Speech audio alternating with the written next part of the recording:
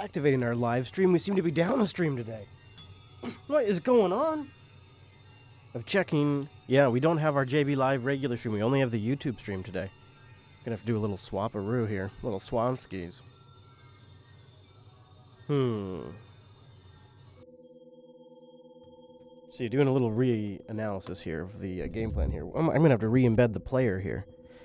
Take me a second. See what's going on. Why don't we have a live stream?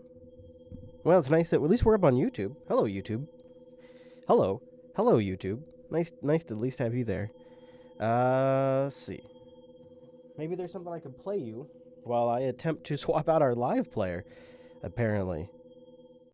Let's see here. Let me ask you, Matthew, again, if looking at these polls, there are two more that I want to show you and get your response. The first is the number of people who regret the collapse of the Soviet Union. You remember Putin very famously once said this was the greatest disaster of the 20th century. Well, look at the number of Russians who agree. 58% of Russians still believe that the collapse of the Soviet Union was a mistake or they regret its decline. And then this final one, which strikes me as very interesting. So they asked Russians, do you believe Russia has an enemy? And of the ones who said they thought Russia had an enemy, 22% believed it was the United States in 1999.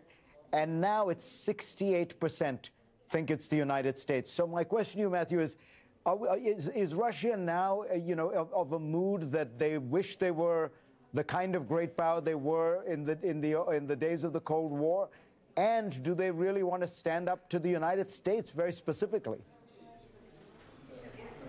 Well, I mean, look, I think one of the things that Putin has done is give Russians back a sense of their national pride, which they lost so dramatically and suddenly, really, when you think about how suddenly the Soviet Union collapsed, back when that massive geopolitical event took place. I mean, Russians were, on an equal footing in their minds, at least, with the United States, and they were suddenly reduced to an impoverished nation that had to go cap in hand, looking for food even from other countries.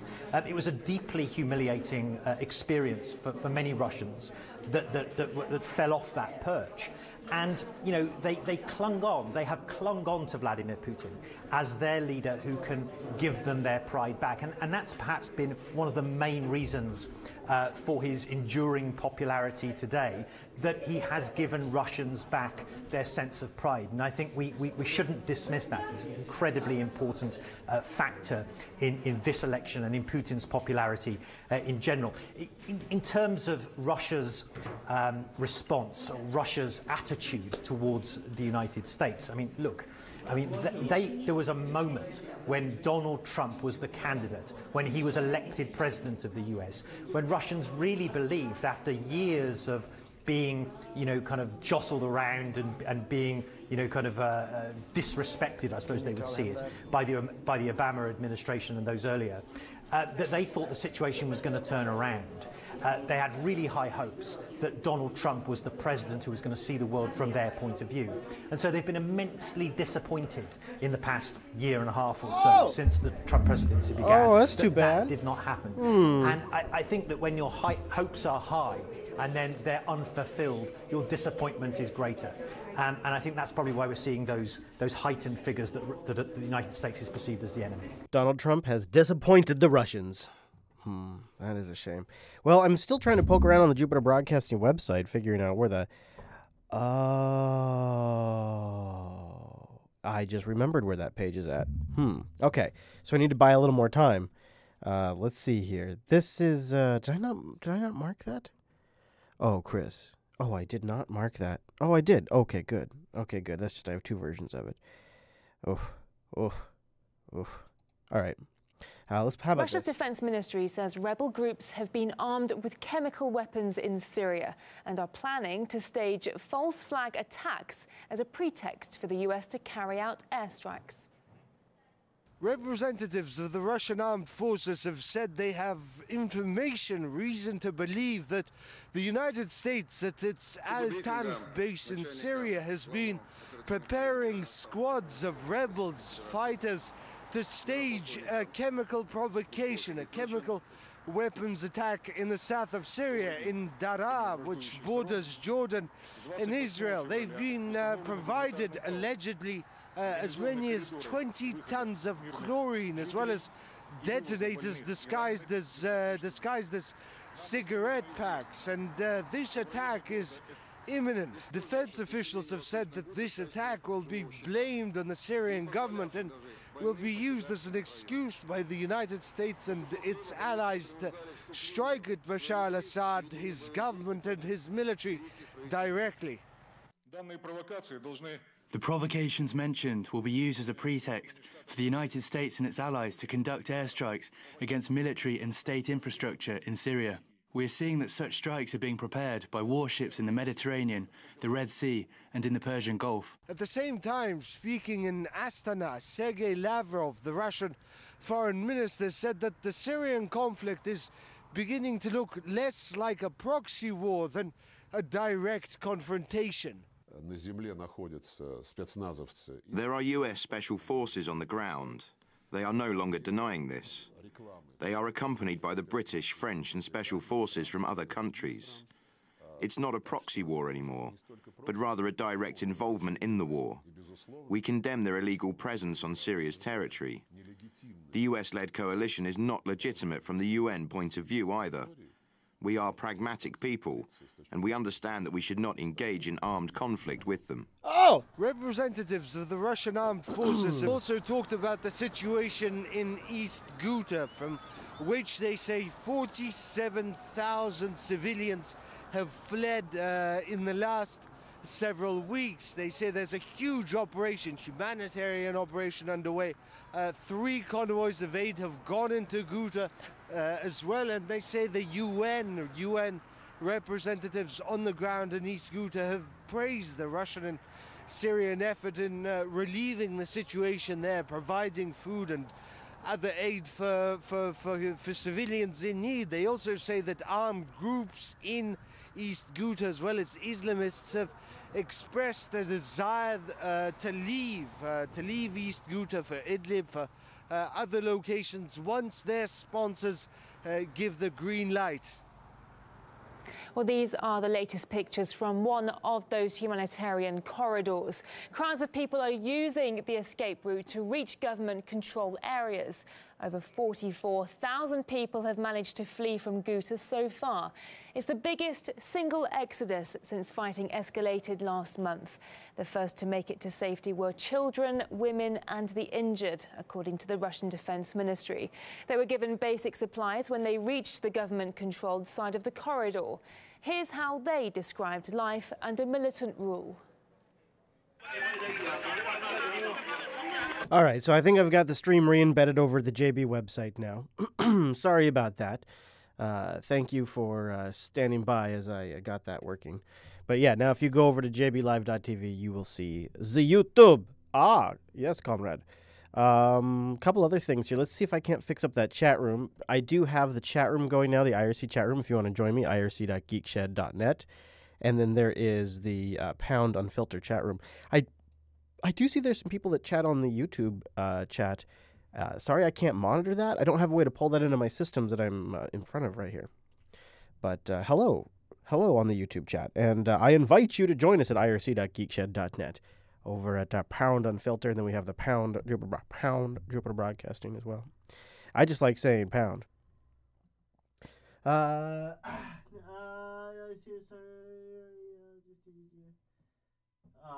All right, well, you know what? I just found out somebody I was looking forward to seeing at Linux Fest isn't making it. These things happen. You should come to Linux Fest. I know it's not Unfilter related, but, you know, I mean, just think about it. Just give it some thought. That's all. That's all I'm saying. All right, let's do one more thing just to kind of warm us up before we get rolling here. In places like Derry, New Hampshire, they're hungry for a new plan. With overdoses every 2 or 3 days and most deaths here linked to the lethal drug fentanyl, Chief Ed Garone has had enough. I think those people that sell fentanyl, I mean, it's akin to opening a dance room, ballroom floor and firing a weapon into the crowd. The president today focusing on punishment, calling on Congress to toughen sentencing guidelines for fentanyl traffickers. If we don't get tough on the drug dealers, we're wasting our time. And that toughness includes the death penalty. What about the death penalty? I don't know if we should spend a lot of energy on that. I think meaningful sentencing will help. Also in the White House plan, reducing the flow of illicit drugs, including online sales, cutting opioid prescriptions by 1/3 within 3 years, expanding access to treatment, asking Congress to allow Medicaid to pay for residential rehab. In the crowd today, Susan Markovitz. Her son Chad started using pills in 8th grade. At 25, he died of a heroin overdose. It just leaves an amazing hole in your heart. She wishes he had better treatment options. There's only so many recovery centers, and if they can't get funding and they have to shut their doors, we're going to be way worse than we ever were. The White House has called for $6 billion in spending, including an education campaign. Spending a lot of money on great commercials showing how bad it is. Alexa Lee Wanzer, a recovering heroin addict, voted for Mr. Trump, but is skeptical. We already did the war on drugs, and it didn't work. One thing everyone agrees on, too many lives have been lost. Kate Snow, NBC News, Derry, New Hampshire. Too many lives. Look at that ice behind her. Holy smokes. Hey, do me a favor. I'm only half kidding, but maybe not totally kidding at all. If, let's see. If I disable the This is a slippery slope. If I disable the encoder, do I get audio? There's only one way to find out. I'm going to hit record. We're going to back this clip up a little bit. In places like Derry, New Hampshire, they're hungry for a new plan. With overdoses every 2 or 3 days, and most deaths here linked to the lethal drug fentanyl. All right, so I'm checking my recordings here before we get started because I just changed the codec in which I record. And got to make sure that I actually have audio before we... Let's see. Yeah, okay, good. So it looks like, oh, sweet. Yeah, this looks like this is exactly what I wanted. This is a lightly compressed video and lossless audio, which, let's see, what's that look like? Wait a minute, what? The audio is still AAC. You mother little son of a, how is that a thing? How is the audio still AAC? So when I say disable encoder altogether, you give me AAC. I say what? You say AAC? What kind of gosh darn sense does that make? What kind of gosh darn sense does that make? Audio encoder is none, disable encoder, and it's encoding as AAC. Well, that doesn't make any gosh darn sense.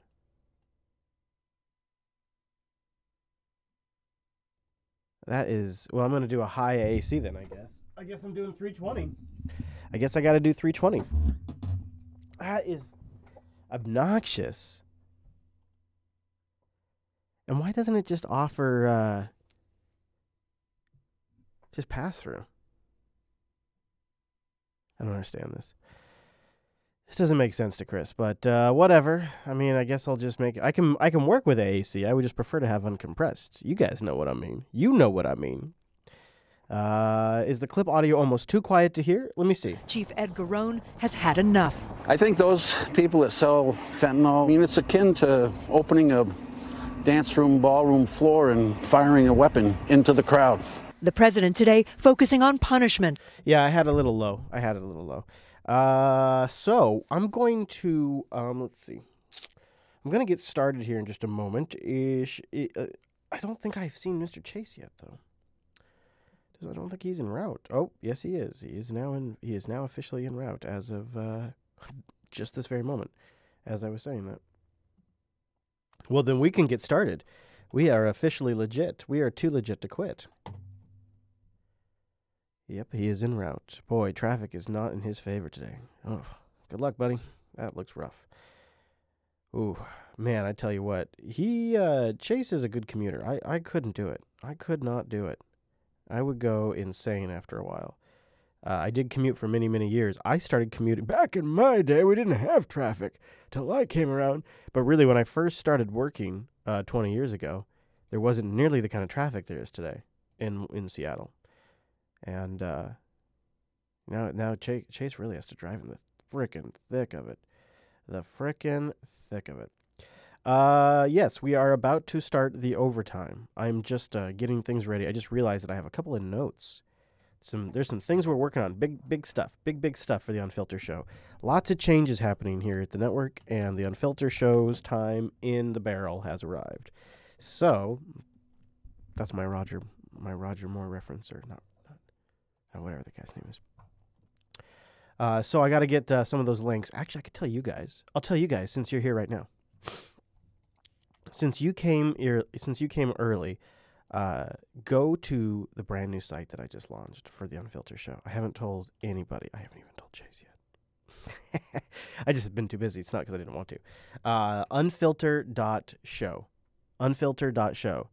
It's going to be the new central resource for the Unfilter podcast. All of our episodes, contact information, search stuff, all that. I'll talk about it more in the show, but essentially what you're going to get now is all of the show notes and the links and everything are going to be in the RSS feeds. So if you're listening to the download version on a mobile app or even on Kodi or whatever, you'll get all of the links with the show notes that we're always talking about will be in the RSS feed now. So that's the number one feature that people have been wanting for a long time.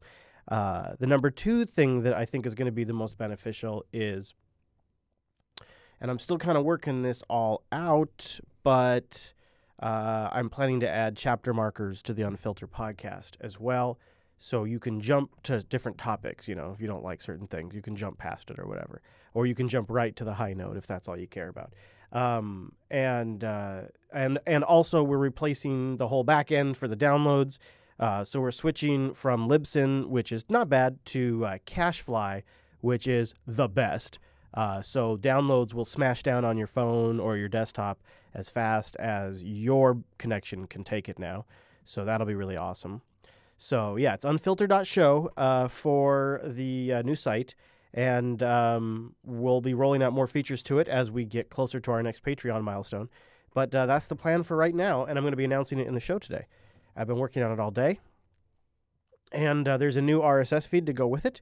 So if you would like to grab that, you can. It is unfilter.show/RSS. And you can plug that into your RSS feed of choice, your reader of choice, your whatever it is. I do not judge. And you can automatically just get the show every single dang week. And I think people are really going to appreciate having all the links and stuff up in that biz. So anyways, that's that. So check it out, unfilter.show. But with all of that shenanigans done, what do you say we get started with the old overtime here? I think it's about time for overtime. It's time for overtime. Oh, whoop, whoop, whoop, whoop, whoop. Oh, my millennials, won't you please stay woke? Fascinating. Thank you, Leonard. Thank you. All right, let's check the soundboard real quick. Reclaiming my time. Okay, good. Yeah!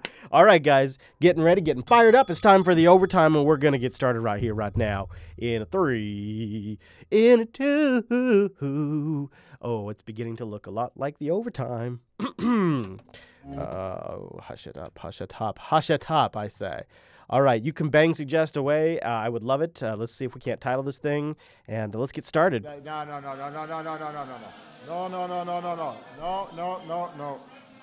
Hey. Whoa, now you see you got me having it up all too loud, chat room. That's all on you, you know that's on you, right? That ain't my fault. No way.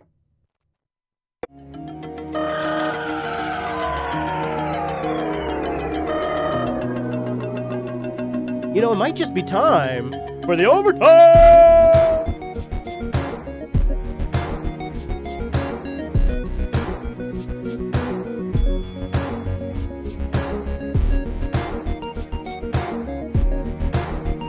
We may need some faith healers. And I know that each of you understand you have the power. Stay woke! Oh man, thank you to our patrons, patreon.com/unfilter. Thank you guys so much for supporting this here show. New patrons this week. Shout out to Jay, Chris, Carly Rose, Soundtown, and Jonathan W. You magnificent bastards are our new patrons for this week's episode. Thank you. This segment is dedicated to you and to all of the people like you over at patreon.com/unfilter. If you'd like to support us, you know, I might be biased, but I encourage you to do so. Just my professional recommendation. Patreon.com/unfilter. We are so damn close to our next milestone, which will fundamentally rock my world, involve me replumbing my life, and yet somehow, for some crazy, strange, masochistic reason, I'm still excited about it. Patreon.com/unfilters. We enter into the Oh Nancy segment. It's good to be here, right? I mean, you enjoy it. We may need some faith healers. I do love me the Oh Nancy segment, don't I? Yeah, it's good. It's good. And Nancy's on Prime this week. It's like she was trying to give me material for the show. Very generous.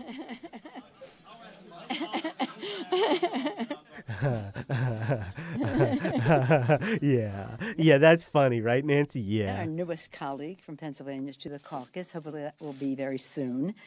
Connor Lamb's upset victory is a tribute to his extraordinary personal record. I think she knows she is getting extra scrutiny these days, and I think she's beginning to hyperventilate a little bit up on stage. And this isn't a place where the president says he won by 22. It's probably 20 points. 20-point lead evaporated, giving 83% of the benefits, you know it, 83 of the benefits to the top 1%. You know it. Republicans mortgaged, again, the future of the middle class and our children. Now, she did have some commentary on Trump visiting the wall, which was similar to mine. I guess the question is then, should Democrats give border wall funding, for example, right now when there isn't a hard deadline on the table like there was last month? You know, give it, because this is all a give and take in politics. It's not about national security. It's not about what the American people need. It's about making sure each side has their win. What do you think? I mean, should we give a border wall for nothing? No, I don't think so. No, of course not. No, we've got to play games. I mean, should we give a border wall for nothing? No, I don't think so. No! First of all, I think the border, did you see it? Yeah. How high it is? Yeah. The rest of the presidents think the wall? Yeah. I mean, really? Yeah. In a civilized society would do something like that? As obnoxious as it is. Oh! You know, that's a community there. Oh.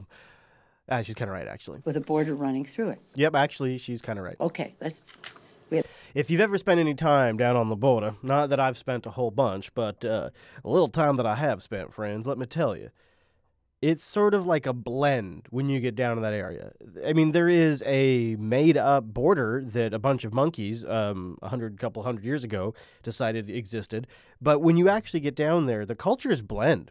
It's interesting, and it's one of the best parts about traveling, is you get to see this sort of blending of the cultures as you get close to the border. My millennials, stay woke. Now, Auntie Maxine, she just can't stop talking about impeaching 45. Mr. Speaker and members, how must our American soldiers feel to have their commander-in-chief under attack? Now, this is, of course, a fired-up Maxine Waters. And unfortunately, I don't have video for you. I just have the audio. While they are engaged in battle, they have the right to feel betrayed and undermined. Today, we are here in the People's House debating the partisan impeachment of the President of the United States of America. That's right, impeach 45. While the commander-in-chief is managing a crisis. What? And asking world leaders for support. What? This is indeed a Republican coup d'etat. What? Wait, what? Hold on. Where did this clip come from? Mr. Speaker and members, Americans all, the Republicans will couch this extremist, radical anarchy in pious language, which distorts the Constitution and the rule of law. Man, she's so right. All this bullshit about impeachment has been ridiculous. Bill and Hillary Clinton are the real targets. Wait, what? And the Republicans are the vehicles being used by the right-wing Christian coalition extremists. Oh, shit. Did I do it again? Fuck the EU. I accidentally got 1998's clips mixed up with 2018. Gosh darn it. To direct and control our culture. The rule of law has been violated in denying the president notice of charges, by the abuse of power in the collecting of so-called evidence, and the denial of the presumption of innocence. Oh yeah. Geez. Maxine Waters of 1998 sure made a lot of really great points about throwing around impeachment like a maniac. Geez, that's interesting. Maybe Maxine Waters of 2018 should listen to Maxine Waters of 1998. It's funny how that works. However, Maxine hasn't been talking much about Clinton these days. In fact, the only time you hear people really talking about Hillary anymore is when they're trying to tell her to just take a little time off. But thank God that lady is not our president, because there is no more myopic, self-centered, self-righteous, unaccountable, and unrelatable political creature than Hillary Clinton. This is HLN, which is owned by CNN, and the snake has begun eating its own tail. As Maya Angelou said, when someone reveals who they are, you believe them the first time. Plenty of us did.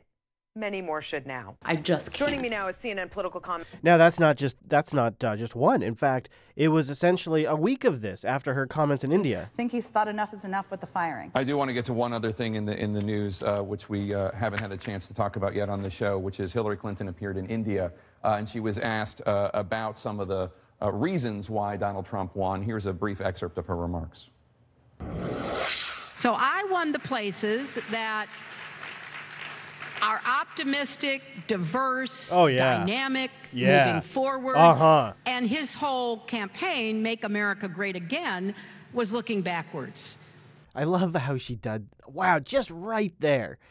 Oh, man, that is some self-rationalization. Look at her licking her lips, too. His whole campaign, Make America Great Again, was looking backwards. You didn't like black people getting rights. You don't like women, getting jobs. You don't want to, see that Indian American succeeding more than you are. Whatever your problem is. Yeah. I'm going to solve it. Damn it, Noah. What's your response when you hear her talking, saying that? Well, my state is one of those states. So in defense of Ohio, that voted twice for President Obama in 2008 and 2012. Just ignore that. Quintessential swing state. No Republican is on the presidency without us, and President Obama won my state. So it's very hurtful to lump all Ohioans and all people. Yeah, guess what? It doesn't get better. This entire CNN panel, led by Jake, just kind of rips into Hillary the entire time. They all take a shot at her, essentially telling her, hey, go take a break. Why don't you back off? Cool down. Your time is over. Now, when we talk about history and how history is going to judge people's actions, we're in a pretty unique time. The Unfilter show is really, really lucky that it started when it did, and it's covering the events that it is. How will history judge Donald Trump? Who knows? I don't even think we fully know how history judges the Bushes yet. We're still too close to Bush Sr. and Bush Jr. to really know, and Clinton, and of course Obama, how history is going to judge those presidents. So it's impossible to say how history will judge Donald Trump. Imagine history's version of Bush Jr. without 9/11. You just never know what's going to happen during a presidency that will shape how history talks about them. But the politicians, the underlings around the president, something tells me their history is a little more firm and gets written a little sooner. And I wonder how history will look back at the former CIA director, John Brennan. Happy to have with us former CIA director John Brennan, who is now an NBC News senior national security and intelligence analyst. So he goes from running the CIA, the Central Intelligence Agency. Supposedly, what do I know? But I would think one of the premier intelligence agencies in the entire freaking world. And as far as I know, the universe. But we'll just go with the world. And so what's next for John Brennan after running the CIA? A shithead commentator on MSNBC? MSNBC?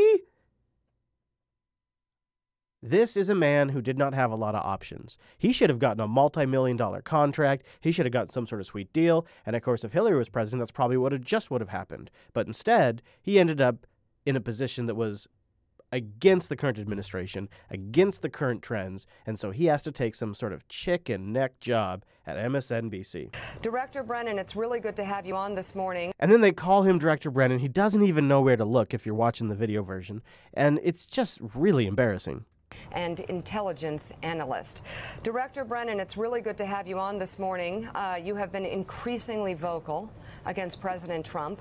On February 20th, the president tweeted, "I have been much tougher on Russia than Obama. Just look at the facts. Total fake news." And you replied, "It never ceases to amaze me how successful you have been, making yourself so small, petty, and banal with your tweets." Wow. Have you ever seen anything like this? I can't even think of another nation where the head of their premier intelligence agency, after he retires, speaks out against the current leader of the country. I'm not making commentary on his accuracy here. I'm just saying this itself seems mind-blowing to me. Your insecurity is well-deserved, as is your concern over Russia investigation. Thomas Paine was right when he said these are the times that try men's souls. Earlier this month, Trump tweeted about the loss of American jobs from President H.W. Bush, till now stating it was a bad result.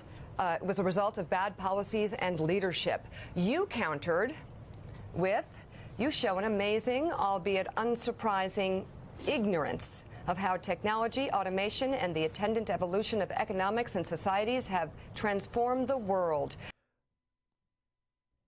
Isn't that odd? That he would be... Why is the former CIA director...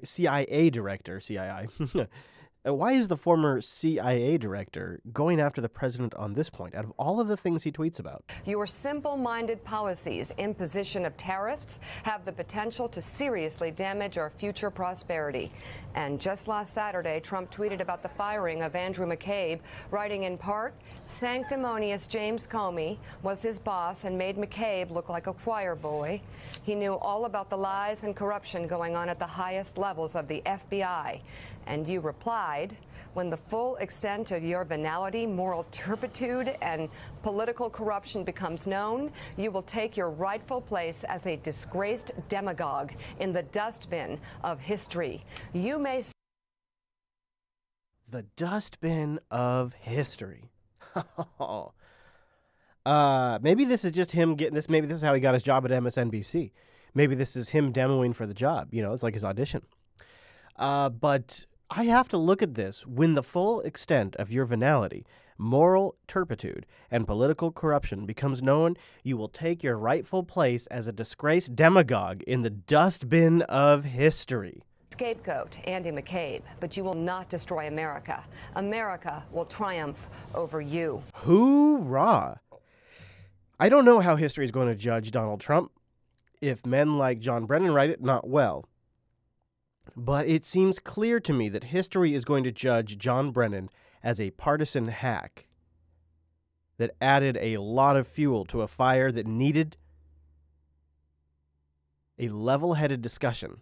And he's adding vitriol and fire. And then to make matters worse, he's going on MSNBC, a partisan political news organization, and fanning the flames.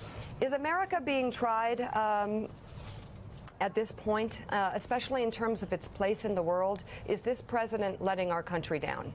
Jeez. I mean, this is where we start. Wow. This is news. Well, I think the president has shown a lack of understanding of international affairs. Now listen how calm and how soft the man who killed Middle Easterns and American citizens with drones. As well as a real ignorance of what it takes to be president of the United States. Before John Brennan was director of the CIA, he was a special consultant to President Obama. He is the architect of the drone program. And that's what prompted my tweets. He is mean-spirited. He is dishonest. This is the former director of the CIA, complaining that the president is mean-spirited and dishonest, a spy who murders people outside the judicial system. He is mean-spirited. He is dishonest. He has shown a lack of integrity. And he has continued to, I think, demean the office of the presidency. And so I've decided to put my silence aside and to speak up and speak out because I do think our future is in jeopardy while Mr. Trump continues his antics. You know what? The best analogy that was described to me that resonates over and over and over again every time somebody like Brennan goes on the air Washington, D.C. is like a body. And Trump and Jared Kushner and Ivanka and the people he brought in are foreign agents inside a body. And this is the immune system. This is the immune system responding, attempting to reject this foreign object that has been inserted into the body. Let me follow up on that. Are we on the verge of a constitutional crisis? Are we on the verge of a constitutional crisis? She's asking this of the CIA director. Do you remember the 2 American citizens who have been killed with drones? And she's asking this man, who was director of the CIA, when those extrajudicial killings happened. She's asking this man if we have a constitutional crisis because she knows what the answer is going to be. Well, I think many of the senators and members of Congress have said that if Trump decides to sack Mueller, that we are going to be in a constitutional crisis. Let me tell you, the scariest kind of psychopath murderer are the kinds that can kill people in cold blood and then talk like this to you and make you feel like they have control of the situation. I have great confidence in Bob Mueller. He is a tremendous American, and he is going to get to the bottom of this investigation. But if Mr. Trump, who I think is increasingly feeling the pressure and feeling very anxious and nervous about what's going on, if he decides to remove Bob Mueller, I do think then we're going to be at that crisis point. Man, if he likes Bob Mueller, that gives me a pause about Bob Mueller. I got to be honest. That's how my brain works. If John Brennan thinks Bob Mueller is a good guy, I don't know. You know, maybe if maybe something could change for Trump. Maybe history still has a couple of more paragraphs to write about Donald Trump. Maybe some great war, like a space war. My new national strategy for space recognizes that space is a war-fighting domain. Hoorah! Just like the land, air, and sea. Yeah! We may even have a space force. We may develop another one. Maybe Space Force. Another we have the one. Air Force. We'll have the Space Force. Another one. We have the Army, the Navy. You know, I was saying it the other day because we're doing a tremendous amount of work in space. I said, maybe we need a new force. We'll call it the Space Force. And I was not really serious. And then I said, what a great idea. Maybe we'll have to do that. Man, I have the best ideas, the greatest ideas. People tell me. That could happen. That could be the big breaking story. Look at all those people back there. Look at that. He's pointing at the media and the cameras in the back. Oh, that fake news. Oh, they love that. Oh. They love that. Listen to that. They love that. Playing the crowd there. Jeez, talk about playing the hits. Now just talk about a wall, and you've got it. Just don't talk about Now Stormy. to another political story that broke overnight.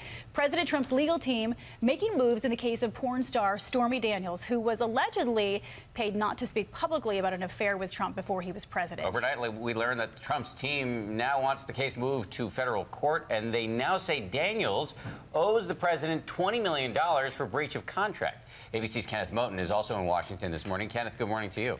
Good morning, Dan and Paul. This is a big development, considering up to this point, it appears President Trump had kept his distance from the legal fight to keep the adult entertainment star quiet. This morning, President Trump publicly joining the Stormy Daniels court battle for the first time. The president and longtime attorney Michael Cohen filed paperwork to move Daniels' lawsuit to federal court. A personal lawyer for the president saying Mr. Trump intends to pursue his rights to the fullest extent permitted by law. Cohen alleges Daniels, whose real name is Stephanie Clifford, has breached a confidential settlement agreement at least 20 times, saying Cohen's LLC and or Trump have the right to seek damages in excess of $20 million. This as the porn star claims the non-disclosure agreement from her alleged 2006 affair with Trump is non-binding. Her attorney, Michael Avenatti, fired back on Twitter. How can President Donald Trump seek $20 million in damages against my client based on an agreement that he and Mr. Cohen claim Mr. Trump was never a party to and knew nothing about? Hashtag not well thought out, hashtag sloppy, hashtag checkmate. Avenatti didn't go into details, but he also made a new claim on CNN. And the fact is that my client was physically threatened to stay silent about what she knew about Donald Trump. The president has also retained high-profile Beverly Hills attorney Charles Harder to take on Stormy Daniels. The lawyer recently and successfully represented First Lady Melania Trump, in a libel case in Maryland. Dan and Paula. And of course, there is another story about a woman, a Playboy model, who had an affair with Donald Trump and was paid off via the National Enquirer.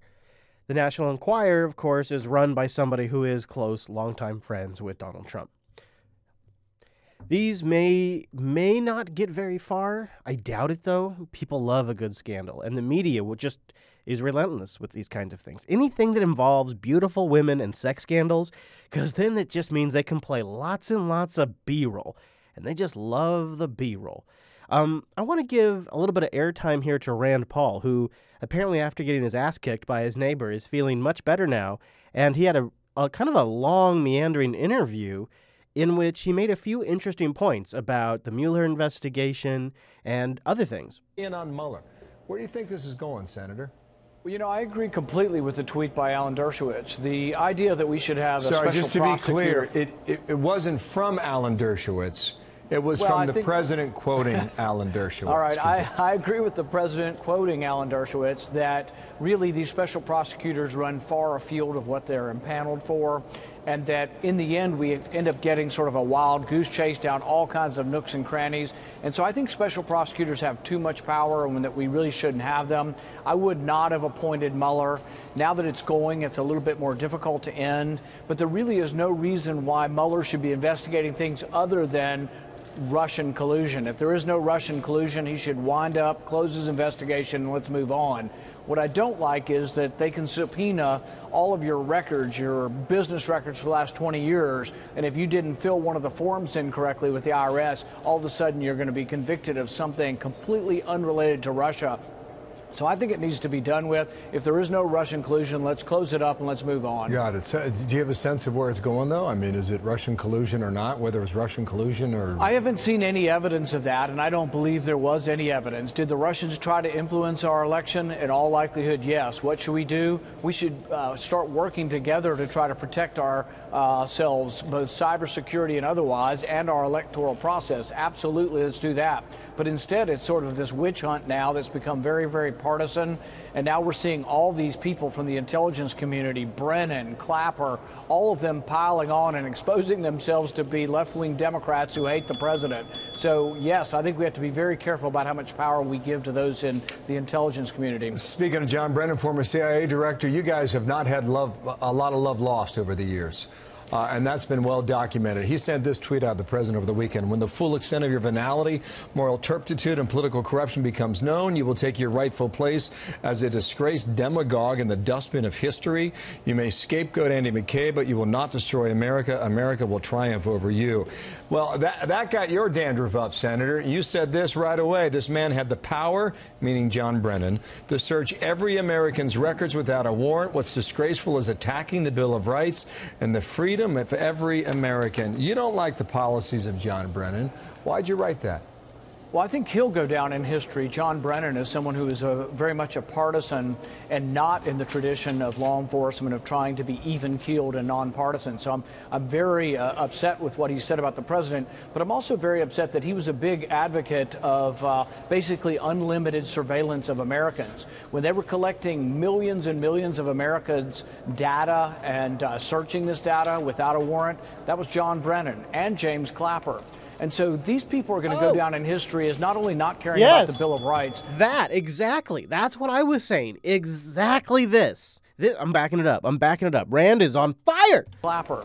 And so these people are going to go down in history as not only not caring about the Bill of Rights, but also then inserting themselves and being angry partisans against the president. Yes. So this is exactly why we need more control over the intelligence community. And I think they should never be searching in Americans' records without a judge's warrant. I continue to advocate for that. I lost the last time around when we tried to reform this, but I continue to advocate that nobody on either side, nobody in the intelligence community should search an American's record without a judge's warrant. Can you understand why folks back in Bowling Green, Kentucky, where you call home, think that the deep state is alive and kicking?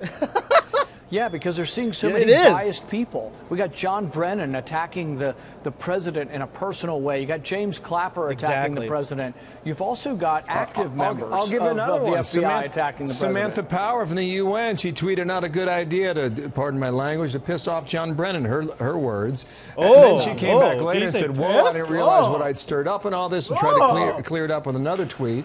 Well, the interesting thing here is that you just wonder why. You know, people on the outside, they're trying to figure out what's happening on the inside in towns like where you are in Washington. Yeah, and here's the thing about the deep state. There are objective facts that tell you that there is an uncontrollable deep state in the intelligence community. Only 8 people in Congress are allowed to know anything about what goes on in the deep state. And unfortunately, the 8 people in Congress that oversee the intelligence community have typically been a rubber stamp for the intelligence community. So I want more oversight. I think all of Congress should know a lot more about what the intelligence community is doing.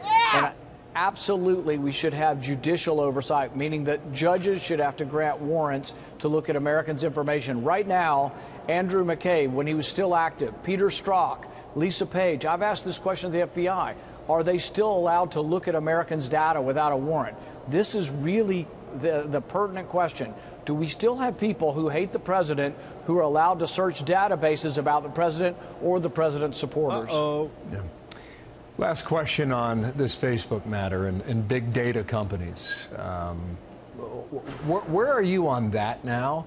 I don't think it's any big secret that folks know when they log online that people are watching what they do.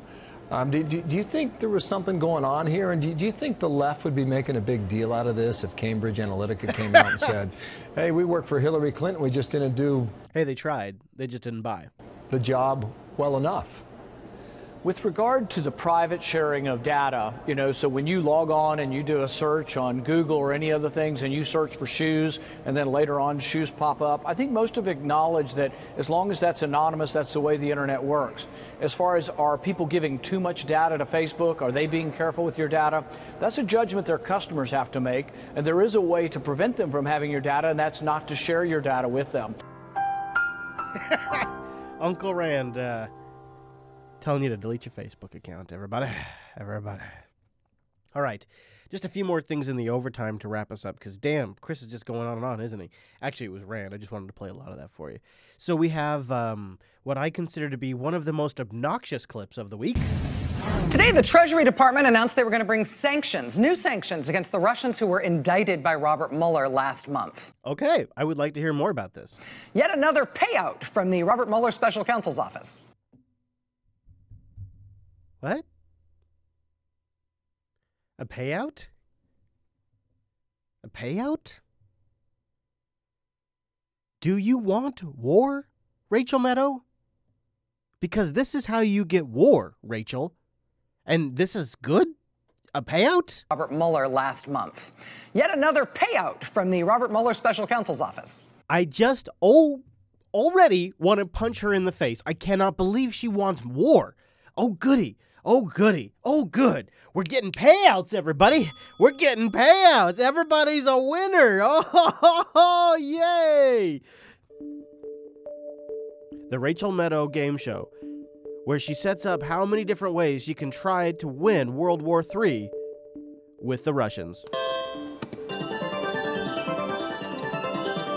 But then at the same time, we also got this, a technical alert from the FBI and the Department of Homeland Security. This alert provides information on Russian government actions targeting U.S. government entities, as well as organizations in the energy, nuclear, commercial facilities, water, aviation, and critical manufacturing sectors. That sounds pretty serious, Rachel.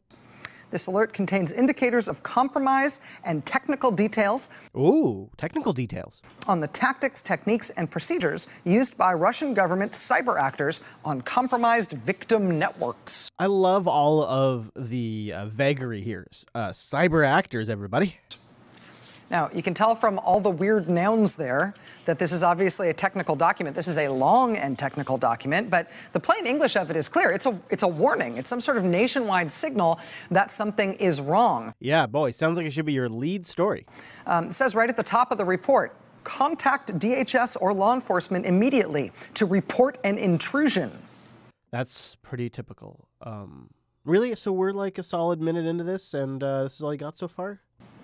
Now, I am not tech savvy enough or sort of computer engineer minded enough to understand a ton of what is here, particularly the long strings of computer code that are. Those long strings of computer code literally say next to them hashes. Hash 1, hash 2, those are hashes. What they are is literally right next to them. Are included in this report. But what is clear to me, just as somebody who reads the news, is that this appears to be the follow-up and much more serious and much more public update to something we saw that happened this past summer. This past summer, you might remember this when you see this picture of that nuclear power plant. Oh, you remember that? You remember that picture of a nuclear power plant? You might recall, because we talked about this last summer. Russians got into the business network of this plant. Now, they make it sound like they were gonna make the power plant blow up. This past summer, Bloomberg News and New York Times reported that a secret warning had been issued by these same agencies, by Homeland Security and the FBI. A secret warning had been issued to American power plant operators, telling them that there had been cyber attacks specifically targeting U.S. power plants, including, memorably, the operator of this big, isolated nuclear reactor out in Burlington, Kansas. Now, the reason why she says operator is because it was a management company that was contracted, and they compromised their network. They didn't compromise the control network.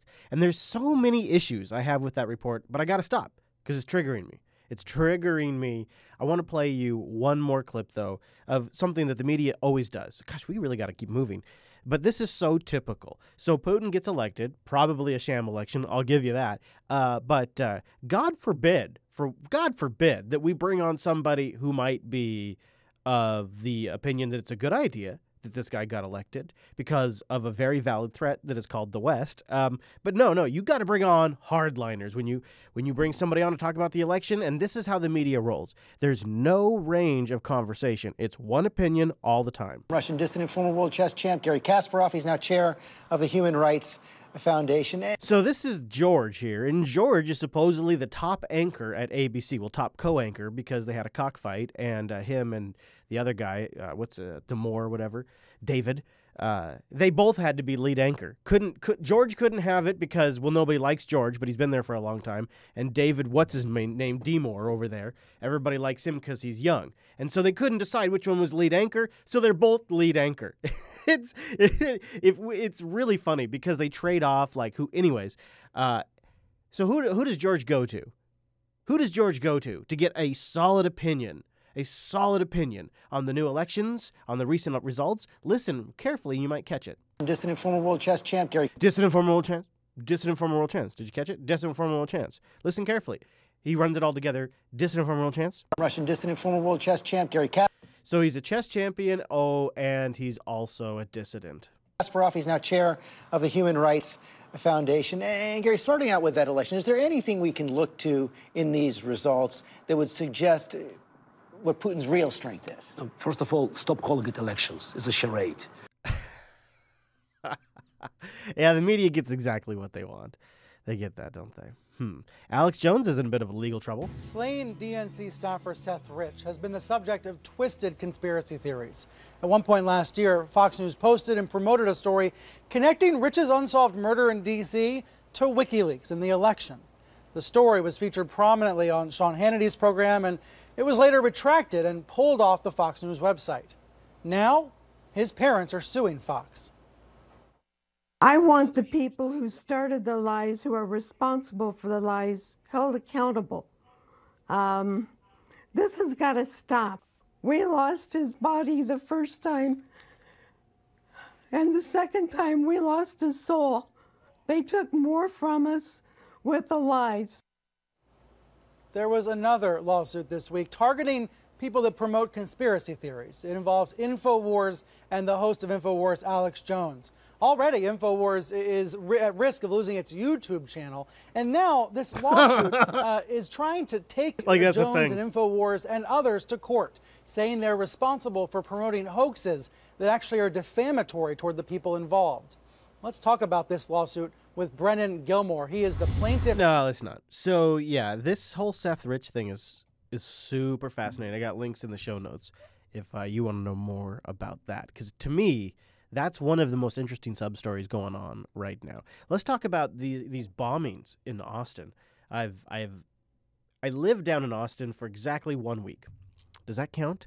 Now, no, you'd say, no, of course, that doesn't count. 1 week, that doesn't count. What if you move your entire home down there for 1 week and you live in a parking lot? Does that count? Because I did that. And I met friends, and I have family that live in Austin. Frequent live listener who I don't think he's here tonight, Mr. Cheese Bacon, lives in Austin. So I'm in pretty constant communication with folks in Austin. So when this, what do they call this? Oh, yeah, that's right.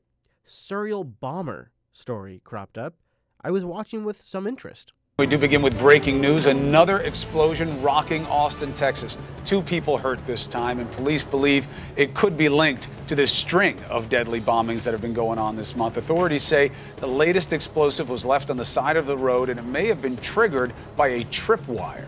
Police urging people in the area to stay inside their homes this morning. The latest explosion coming just hours after police made a rare public appeal to the bomber or bombers responsible.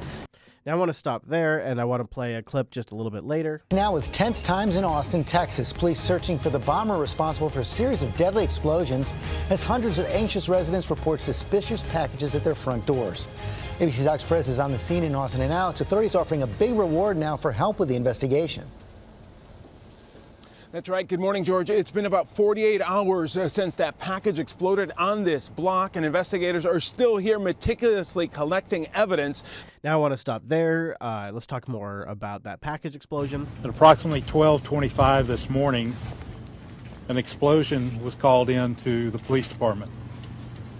It occurred at the facility at 9935 Dewar Lane.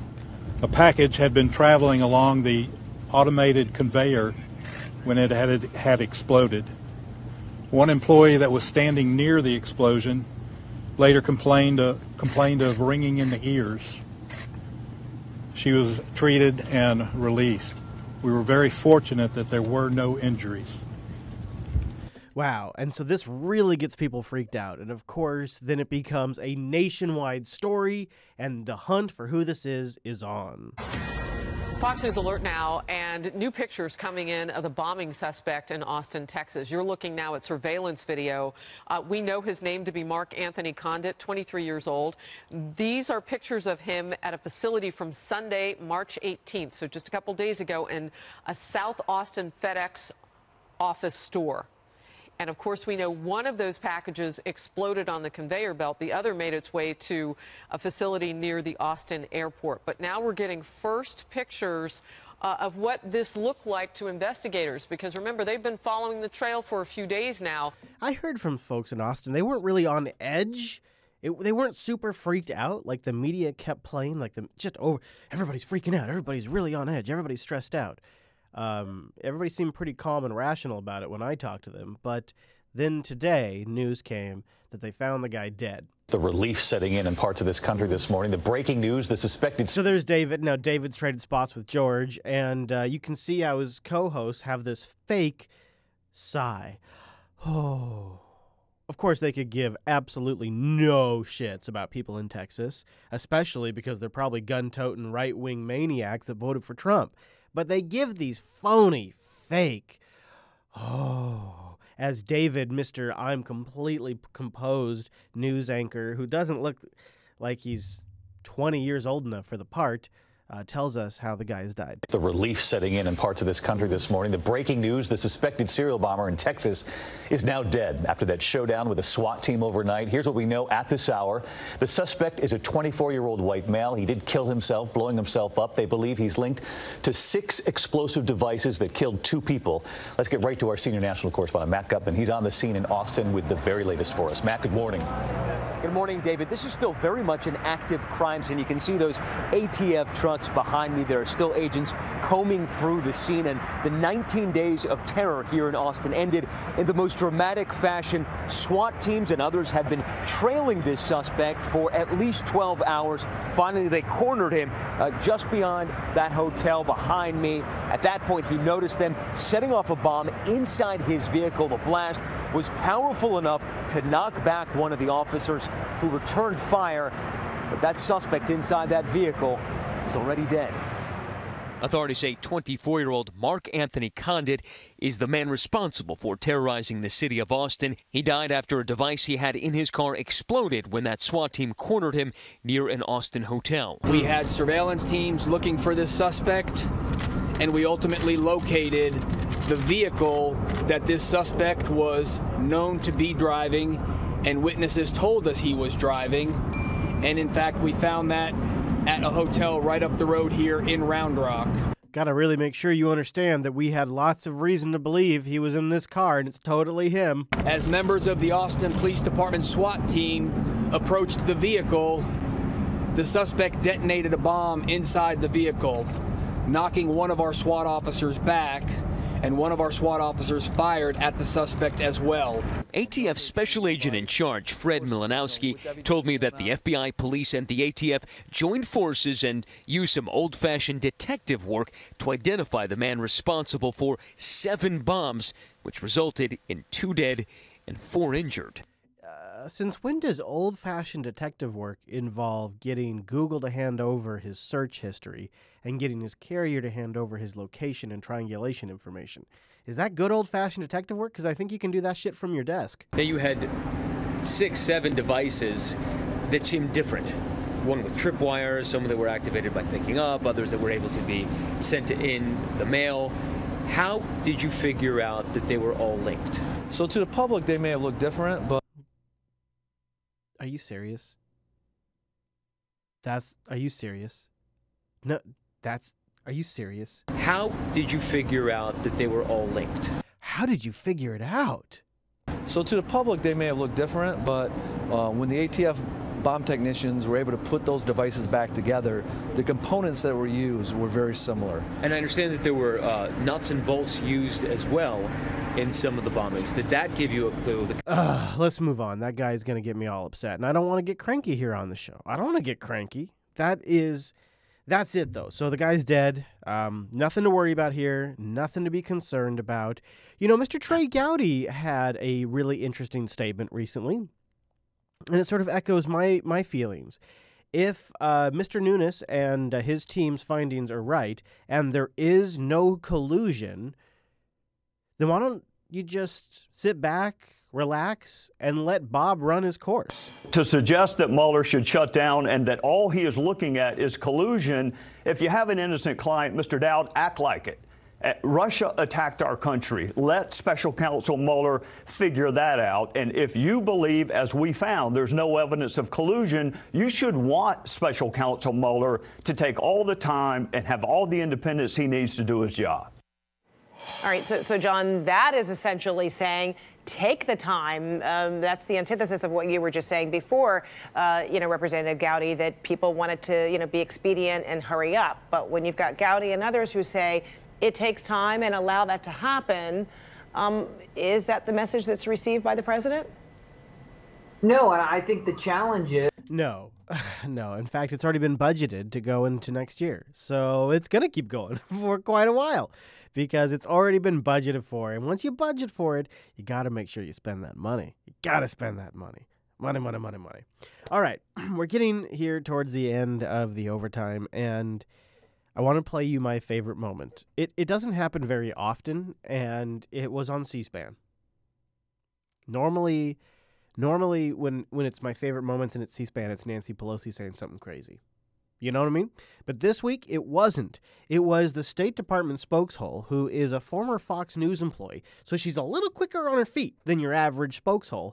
And she deals with a, quote, snarky reporter who is asking for the United States of America to apologize for the war in Iraq. And she's having none of it. We're going to have to wrap it up shortly. Pardon me? Hi. Earlier in your discussion with Matt about the U.S. doesn't dictate to other countries. It's the 15th anniversary of the Iraq War. And I don't think that I said to Matt that we don't dictate to other countries. It might have. And she also, her eyebrows, like, they flick up, like, because we do that shit all the time, is what she's saying. Like, we totally dictate to other countries. It's one of our specialties. I don't think that I said to Matt that we don't dictate to other countries. It might have. Not only did she do the eyebrow flick, but she did also the finger up. The hold on a second, I'm gonna make a point here, and I'm the boss.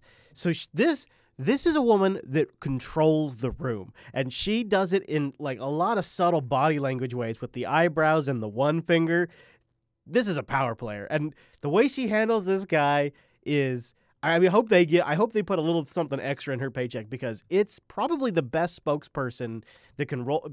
Sarah should look at this, because this is probably the best spokesperson that can roll with the punches out of any of them. The State Department really is one of the most evil departments. Well, no, that's not true. Wow. We got a lot of evil departments, but the State Department's really an awful department. Just ask Hillary. And to have a spokesperson like this that can roll with the punches is, well, it's critical for a corrupt government to continue excellent functionality. I don't think that I said to Matt that we don't dictate to other countries. It might have been him. I wasn't sure. I think Matt said that. It's hard to tell. I was quoting these White House spokeswoman. Should the U.S. apologize for regime change operations, for meddling in elections in multiple countries through many means over the years? That is a big question. You're asking me about the entire history of the United States. Should we apologize? That's the question? Well, let's should we start with the apologize Iraq for War. our government all around the world? No. I think that the United States government Are does you asking far me to more good than we ever do bad. And This is where her Fox News background is pretty beneficial, because not only is she able to be like, we're the good guys, but then she tucks and rolls into some sort of patriotic, I'm better than you kind of hoorah, I'm an American maneuver. And certain people in the United States and in other countries have or have the perspective that America does more harm than good. I'm the kind of American that looks at it from the other way around. We do far more good. Most Americans are opposed to the Iraq War. Should the U.S. government apologize for things that were put out by that podium, people who are in this administration, who fabricated information to start the Iraq War? Look, I get what you're getting at. Do you hear one of the reporters in the background is like cracking up like, dude, you're not going to get anywhere, although he's loving it at the same time. And at the same time, she's saying, I understand what you're saying. We totally killed some of those guys over there, but I'm not doing that. Information to start the Iraq War. Look, I get what you're getting at. You want to be snarky and take a look back. No, hold on. I Take want a to get real. Okay, and take a look back.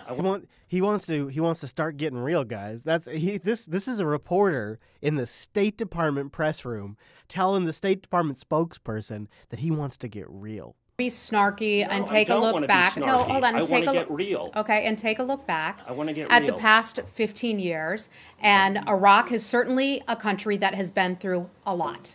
I've been to Iraq. Many of you have been to Iraq in covering what has taken place there. Okay, I'm being anything but snarky. Let me finish. Okay, they've faced a lot of challenges. Right now, the most significant challenge there is ISIS. And the United States remains there at the invitation of the Iraqi government to fight and take on ISIS. I want to commend the Iraqi government for something that is, for the past 15 years, that they have had a history of free and fair elections over 15 years. That is remarkable given where they were under the regime of Saddam Hussein. Free just like Russia's elections. You see how she tuck and rolled with that one? You gotta respect. Thank you so much for tuning this week's episode of the Unfilter program. Thank you to our patrons at patreon.com/unfilter. I just can't help. She's a tuck and roller, guys.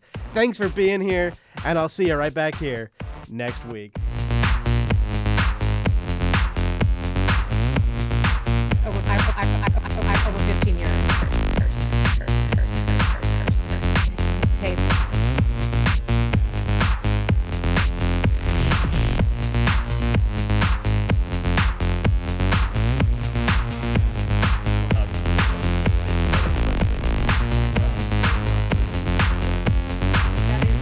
That is a big question. You're asking me about the entire history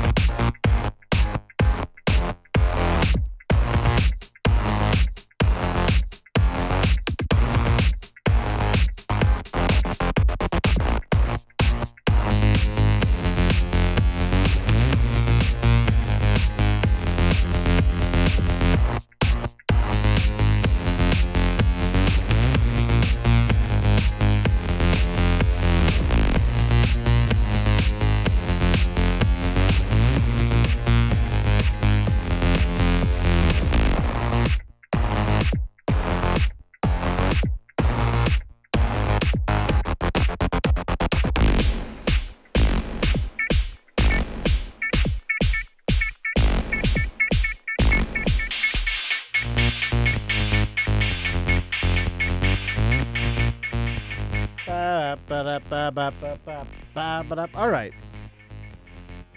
Let's check in on Mr. Chase. Let's see, where is Chase at? Chase is... Oh, buddy, he is still... Oh, man. He is not made... Ooh, that is rough. Ooh, he's going 20 miles per hour right now in a 60 miles per hour zone. That is rough. I feel for you, buddy. I feel for you. Well, don't worry, live stream. I got a clip here of Mike Rowe, and he says that we all feel a little bit less manly with the amount of unemployment. Tucker, thanks for having me. So you've spent a lot of your adult life watching men work, what they do, how long they do it, why they do it. Tell us what happens when men can't work, when they're out of work, when they're idle and can't provide. What happens to men? Well, your soul slips out of you somehow or another. Through your penis by watching a lot of internet porn while your wife's at work. You know, it's the frog in the boiling water. Nothing good happens, but the bad things that happen as a direct result unfold in a kind of disaster scenario. You become disengaged. You become emasculated. You start to ask yourself a whole lot of questions you can't possibly answer. And then, if it gets bad, it turns in on itself and you become resentful and you look for someone to blame. And ultimately, you square off, sometimes against your own family, sometimes against your coworkers, sometimes against yourself. Long way of saying nothing. Wait. How, wait. Hold on. Hold on. Wait.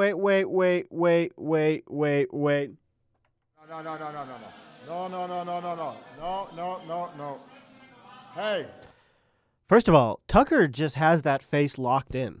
Like, doesn't matter if he's talking to somebody he likes, somebody he don't like, he just has a face. That's like his default face. Resting Tucker face. I don't even know what to call that. But how can... Okay, now, hold on. You see how Mike... I like Mike Rowe. I like Mike, but it doesn't make any sense what he's saying right here.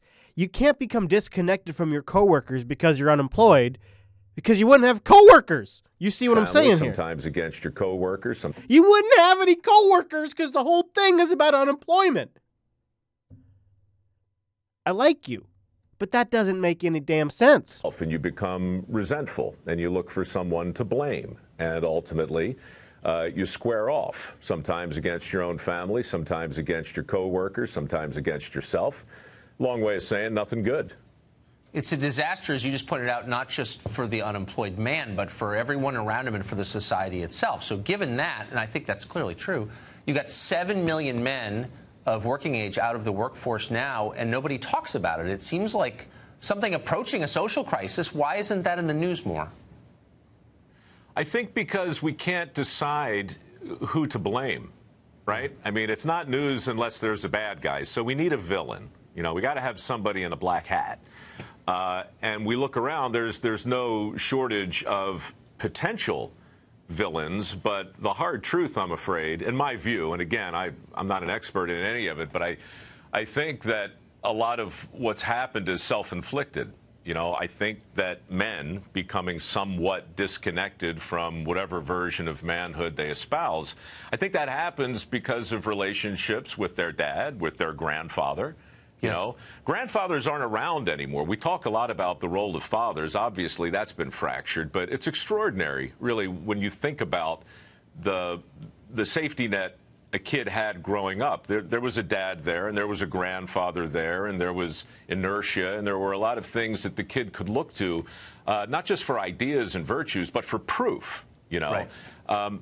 So that's gone, and that's not just a problem for the individual. It's a problem, I think, if you think a culture has an identity, if you think a society has a soul, these are the enemies of those things. There's no question about it.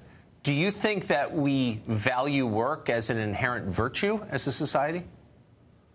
No, I don't. I think that we have identified work as the proximate cause of our dissatisfaction. And I think you don't have to look far to find endless examples.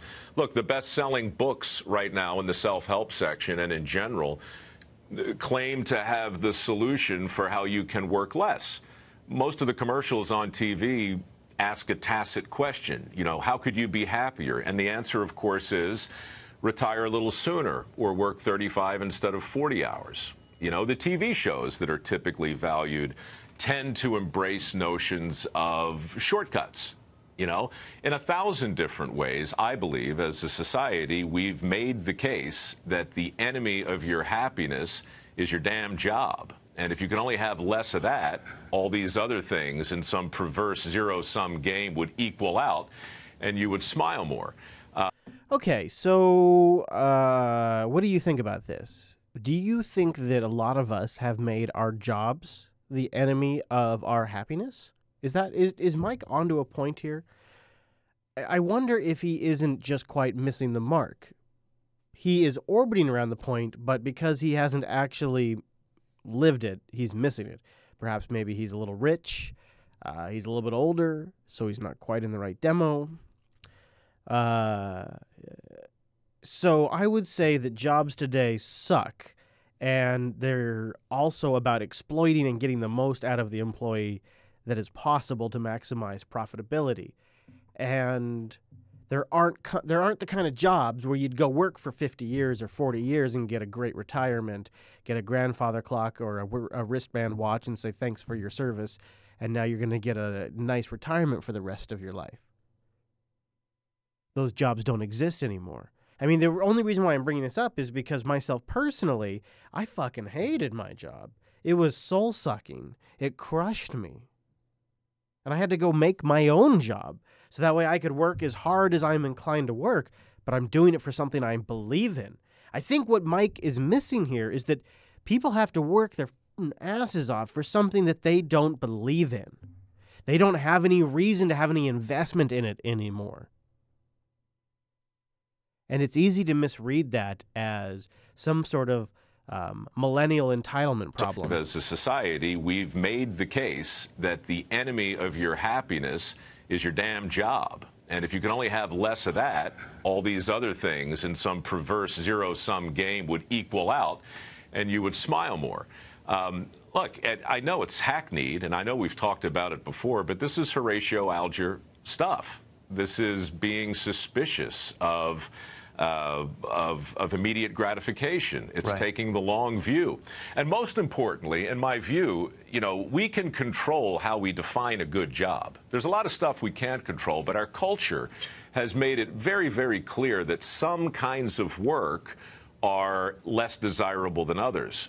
And once we set the table that way, then we start to look at some kinds of education as being more important than others. Next thing you know, you got $1.5 trillion in student loans. You've got 6 million jobs available right now that involve training and not a 4-year degree. And you've got a whole generation of kids who are nicely educated for jobs that don't exist anymore with a big fat pile of debt they can't pay back because we lent them a bunch of money we didn't have in the first place. It ain't great. So I got to say, almost all the happy and successful people I know work and love to work. So maybe there's something, at least for men, there's something about working that makes you happy, just the act of working. Do you think that's true? I think so. I do think it's true, but I think the lie, like the big underlying bright and shiny lie, is the idea that what you do is the thing that will either make you happy or unhappy. That's not what you just said. What you said is the business of working has an underlying inherent value to it. And I do believe deeply that that's 100% true. If it were true that certain jobs made certain people unhappy or made everybody unhappy, then obviously everybody in that job would be miserable. But you know, if there's one enduring lesson from dirty jobs, it's the fact that those people as a group were having a better time and were more connected to their work than the vast majority of people I know who make great white-collar livings. It's just an inconvenient truth, if you'll pardon the bromide, but it's out there, and there's a lot of hope in it. You know, if you can find people doing something that you were told is supposed to make you miserable, but they are somehow prospering and happy, you're going to have to square that. The evidence demands a verdict, and That's look, exactly the good news in all of this is there's a lot of evidence out there that's positive. The average lumberjack that you interviewed on your show always seemed a lot happier than the average corporate lawyer I know, which is kind of There's a sense, it's like being in on some sort of joke. Right. It really and truly is. I mean, we could talk more, but it's basically a band of brothers, and it's the feeling you get when you know that whatever it is you're doing matters. Of course you have to get paid, but you also have to know that you're doing something worthwhile. That's what my point is. And I think he knows the truth, but that didn't really fit the narrative what they were going for on the show. Is you have to feel like you're doing something that is at least worthwhile. We have important breaking news. The Treasury Department has just announced new sanctions on Russia, certain Russian entities. 5 entities, 19 individuals implicated in, I'm going to quote here, attempted interference in U.S. elections, destructive cyber attacks, and intrusions targeting critical infrastructure. Shit. If you read the indictment here, they talk about the fact flat out that the Russians meddled in the election and that these sanctions are in part response to that. One of the entities included here is the Internet Research Agency, and this is fascinating because this is one of the groups listed in the indictment last month by the special counsel. I want to bring in our senior White House correspondent, Abby Phillip, to give us a sense of what is in here. Abby. Well, hi, John. These sanctions announced today are an important step, especially considering all the... An important step, as this obviously deeply experienced national diplomatic expert on CNN tells us. These sanctions announced today are an important step, especially considering all the back and forth between this White House and Congress over imposing sanctions on Russia for Russian meddling in the 2016 election. As you just mentioned, it includes sanctions on the Internet Research Agency, which is that entity that was identified as being at the forefront of the troll campaign online that, according to the intelligence community, was behind the interference in the 2016 election. Now, the Mueller probe, which is also going on right now, announced indictments on some of these very same individuals. So here is the White House and the Trump administration going further and now imposing sanctions on them. It also includes an individual who is identified as financially backing the IRA. That person is also tied very closely to Vladimir Putin. Now, these sanctions come at a time when the United States is also being looked at for how they are responding to Russia's alleged attack in the UK on this. Man, she's just throwing it all in there, isn't she? As fast as she possibly can. Former spy, that attack using a very lethal nerve agent. The United States is now stepping up its response to that, issuing a statement along with its U.S. allies in Europe condemning Russia. And a national security official just told reporters that this is going to be by no means the end of the United States' response to Russia in an effort to get them to change their behaviors. Good, good. We're going to be tougher. You hear that, guys? I know you were really concerned about that, but don't worry. We're going to be tougher on Russia. Whew. Whew. Good, man. Were you worried about that like I was? Because I was fucking concerned that we weren't going to be tough enough on Russia for meddling in the election. Because if there's one thing that keeps me up at night, and you know how things keep me up at night, guys, it's that Russia might just maybe have gotten away with buying some Facebook ads. And that I just couldn't have. We have to fight. We have to fight. We have to fight.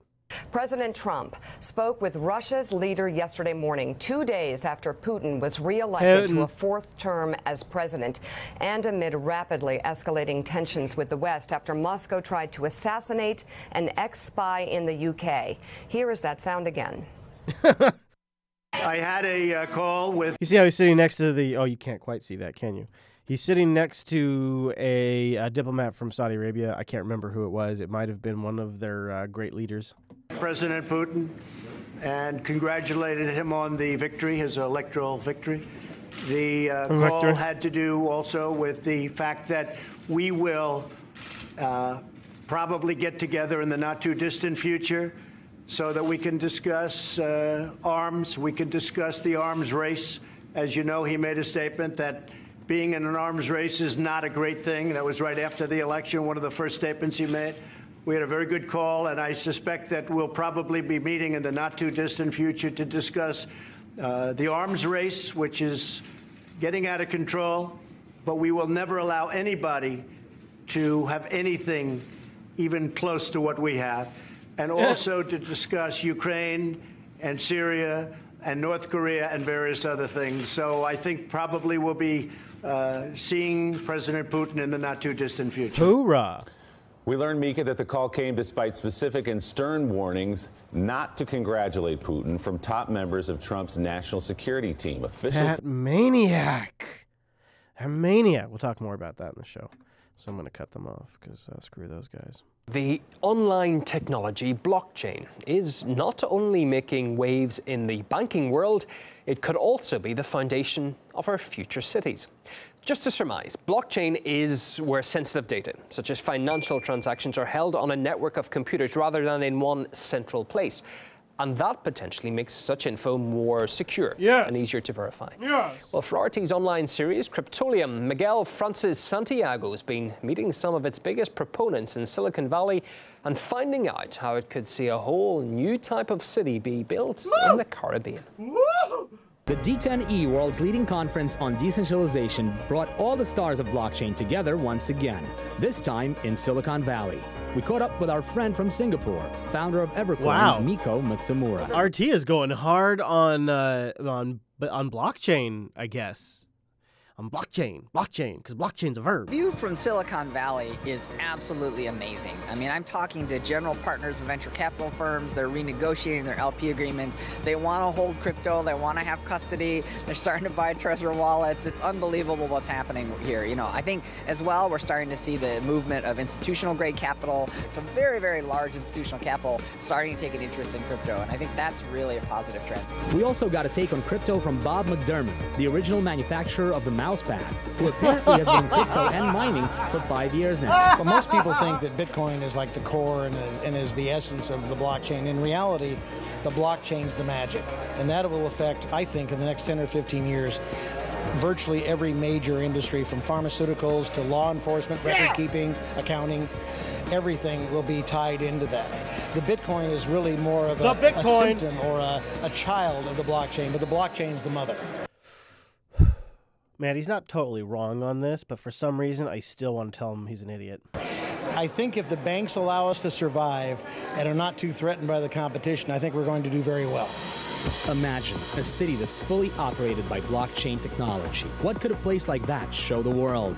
Currently, Brock and Crystal Rose-Pierce of D10E and Blockchain Unbound are under negotiation with the Puerto Rican mayor for the purchase of several thousand hectares of land for the creation of such a place. The idea is to expose the power of blockchain on a global scale by taking a place that's been devastated by a natural disaster and help it rebuild with crypto and blockchain infrastructure. I mean, if that was actually a thing, I mean, it just sounds like such a pipe dream. It's crazy.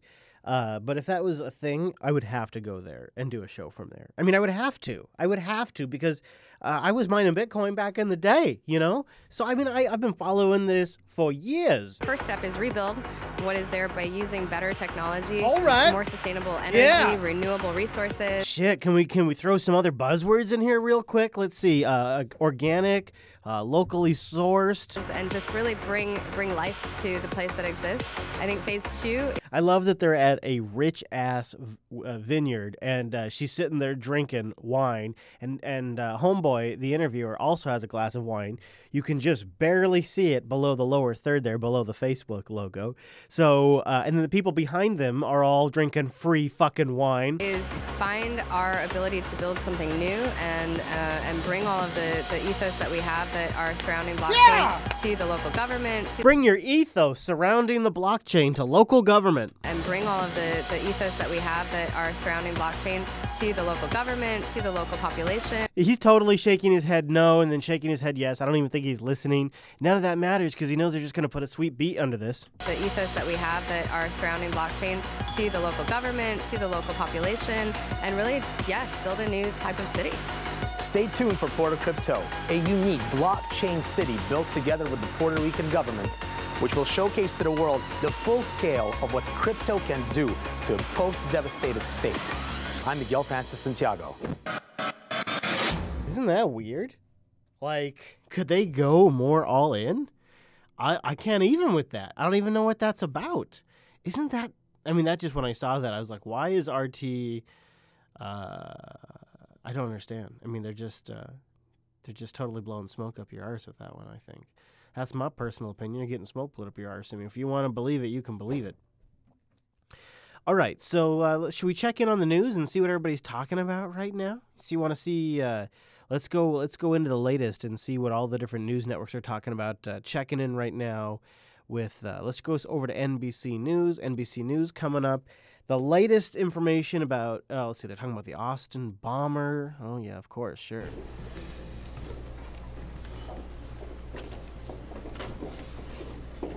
This looks like they just released the raw feed of the press conference. This is a very serious event. Look how serious everybody's. Very serious faces. Wow, look at these guys. All right, good afternoon. Thank you all for coming out. No, thank you. We want to take an opportunity again to brief the community. All right, well, boy, yeah, that is a very serious thing. All right, well, but let's cover something else because that's going to come out in bits, and we'll have that already in the overtime. Let's talk about Zuck. What do you say?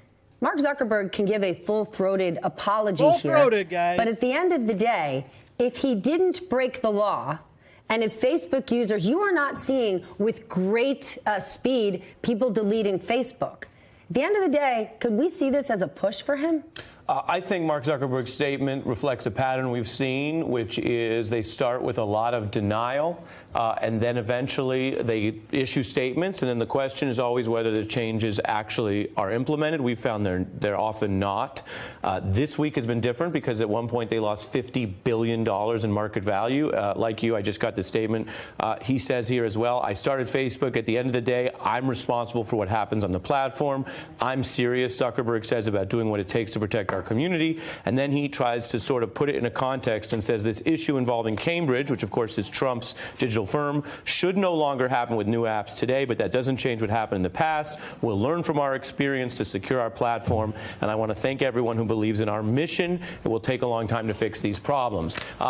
Digesting what he's saying, I think it's late. I think it still involves minimization, and I think it fundamentally misses the larger point, which is something you and I have been reporting on, which is Facebook is not just in the crosshairs because of one issue with one developer, even one as famous as Cambridge. Facebook is in the crosshairs for the larger context of the abuse of fake news, the refusal of Zuckerberg to go face down congressional investigators. He sent his lawyer. He wouldn't go face them. He did go meet with Medvedev when he had business in Russia. He did go to China, where the New York Times reported they were developing a censorship app. So he'd go to China, he'll go to Russia, but he won't go to Congress. Oh, they are clever. They know exactly what to fucking say. Man, those are some clever sons of bitches, aren't they? They can think of stuff that I honestly, I can break it down, but I just don't have that evil inclination to think of it. That's good. That's good. Of course. Zuck is a Russian agent. That's great. Oh, man. I wish I would have thought of that. That would be a good Red book. You know what I'm saying? It'd be a really good Red book. Oh, well. I guess they got to it first. Let's see what else I got. Let's see. Let's see. I'm scanning. Stand by. Yes. I see. Well, this is most fascinating. Fascinating. Yes, exactly, Mr. Spock. Why don't you take a look, Mr. Spock, and see what clips we have? Whoa, Mr. Spock. Jeez, could you maybe control your volume a little bit, Spock? It just seems logical to me. Holy smokes. Whoa. All right, I was saving this clip. I have not watched this yet. Former Vice President. Let's watch this together. This is Joe Biden saying that he'd beat the hell out of Trump if... Yeah, okay, let me say this again. This is Joe Biden saying that he'd beat the hell out of Trump if he were in high school. Speaking at this University of Miami event for college Democrats, the audio, let me just warn you, it's not awesome. So try to listen closely to what he says about Trump. When a guy who ended up becoming a national leader said, I can grab a woman anywhere and she likes it, and then said, I made a mistake. They asked me would I like to debate this gentleman. I said, no. I said, if we were in high school, I'd take you behind the gym and beat the hell out of him. I've been in a lot of locker rooms my whole life. I'm a pretty damn good athlete. I'm a pretty damn good athlete. Joe Biden says. This man is a psychopath. Any guy who talked that way was usually the fattest, ugliest SOB in the room. Oh, okay, all right. Okay, in case you missed it, can I just read this out? He says, they would ask me, would I like to debate this gentleman, Trump? If I were in high school, I'd take him behind the gym and beat the hell out of him. Something we've actually heard him say, I think it was back in 2016. But then he goes on. He takes it further this time. I've been in a lot of locker rooms my whole life. I'm a pretty damn good athlete. Any guy that talked that way was usually the fattest, ugliest SOB in the room. Okay, so part of this is candidly, in my opinion, dumb, chest-thumping, male bravado stuff from Biden, which, by the way, he engaged in prior to... I guess he's totally allowed to do that, but Trump isn't? Donald Trump's existence. But there is absolutely a strain of thought within the Democratic Party that you have to stand up to the bully. Man, that is a rough double standard right there, my friends. When you're walking that double standard, when you do that, you are basically going to their level. You're lowering yourself to their standard. More breaking news. ABC News is now reporting that former FBI Deputy Director Andrew McCabe authorized a criminal probe of the Attorney General Jeff Sessions. Sessions fired McCabe late last week. Our Laura Jarrett is over at the Justice Department. Laura, what are you hearing? Well, this entire situation stems from Jeff Sessions' confirmation testimony back in January of 2017, in which he said, and I quote, "I did not have communications with the Russians." That testimony got him in a bit of hot water after reports later revealed that he did, in fact, have 2 encounters with Sergei Kislyak, the Russian ambassador, one in July of 2016 on the sidelines of the GOP convention in Cleveland, and another in his office with staff in September. But Sessions' attorney, his private attorney, Chuck Cooper, is confirming tonight that despite perjury allegations from some Democratic members of Congress, he is not under investigation. I want to read to you a statement from Chuck Cooper in which he says, "The special counsel's office has informed me that after interviewing the attorney general and conducting additional investigation, the attorney general is not under investigation for false statements or perjury in his confirmation hearing testimony and related written submissions to Congress." Now, Wolf, the interesting part here is the situation with McCabe. As we know, he was fired on Friday for lack of candor to Justice Department internal investigators. The Office of Inspector General, Jeff Sessions, cited that as a reason for why he needed to be dismissed. But a close source to Sessions tells me that he was not aware that he was under investigation for perjury when he fired McCabe. So the two are unrelated. A representative for McCabe tells me he is not responding to this story, Wolf. Laura Jarrett over at the Justice Department. Thanks for that report. Let's bring our analysts and our experts to assess. Phil Mudd, you know Andrew McCabe. You worked with Andrew McCabe over at the FBI. Is it plausible, in your opinion, that... Well, that's enough. Hello, buddy. Hey, how's it going, Mr. Hi, Chase? everybody. Hello, Hi. hello, Hey. hello. Hi. Just watching the breaking news before we get started here. Loads of breaking news. Yeah. I have some breaking news for the Unfilter show. Oh? Yeah. We'll talk about it when we get in the show. It's all good. It's all good. Oh, okay. Because it's like, you know, you're coming in and you find out your email doesn't work. Oh. And maybe that means. Guess what, everybody? You get an email that says click here to reset your password, and if your name is No, it John just doesn't Podesta- work, and then all of a sudden the paychecks stop coming in. Well, we got the live stream going. We're live just on YouTube today because I was having some troubles connecting to the Scale engine. What? Just YouTubes? Just the YouTubes. Yeah. Just the YouTube. And we've got the chat room going at irc.geekshed.net. We got a Google Hangout going. You had a nice long drive today, huh? Well, today was the day that we set the holidays that I'm working and stuff. Because we're 24/7, so we have to have coverage. And so my holiday will be the morning of July 4th, which, by the way, is a Wednesday. So all day Chase Day, huh? All day Chase Day, anniversary day too. Ooh, what's the year? Hold on. 16 years married? Woo! No, 15 years married, 16 years together. Oh, got married after a year, huh? I find it takes me a good decade before I pop the question fully, or at least pull the trigger on the getting married part. Oh. I like to get the relationship to sort of like slow cook, like in the crock pot of life.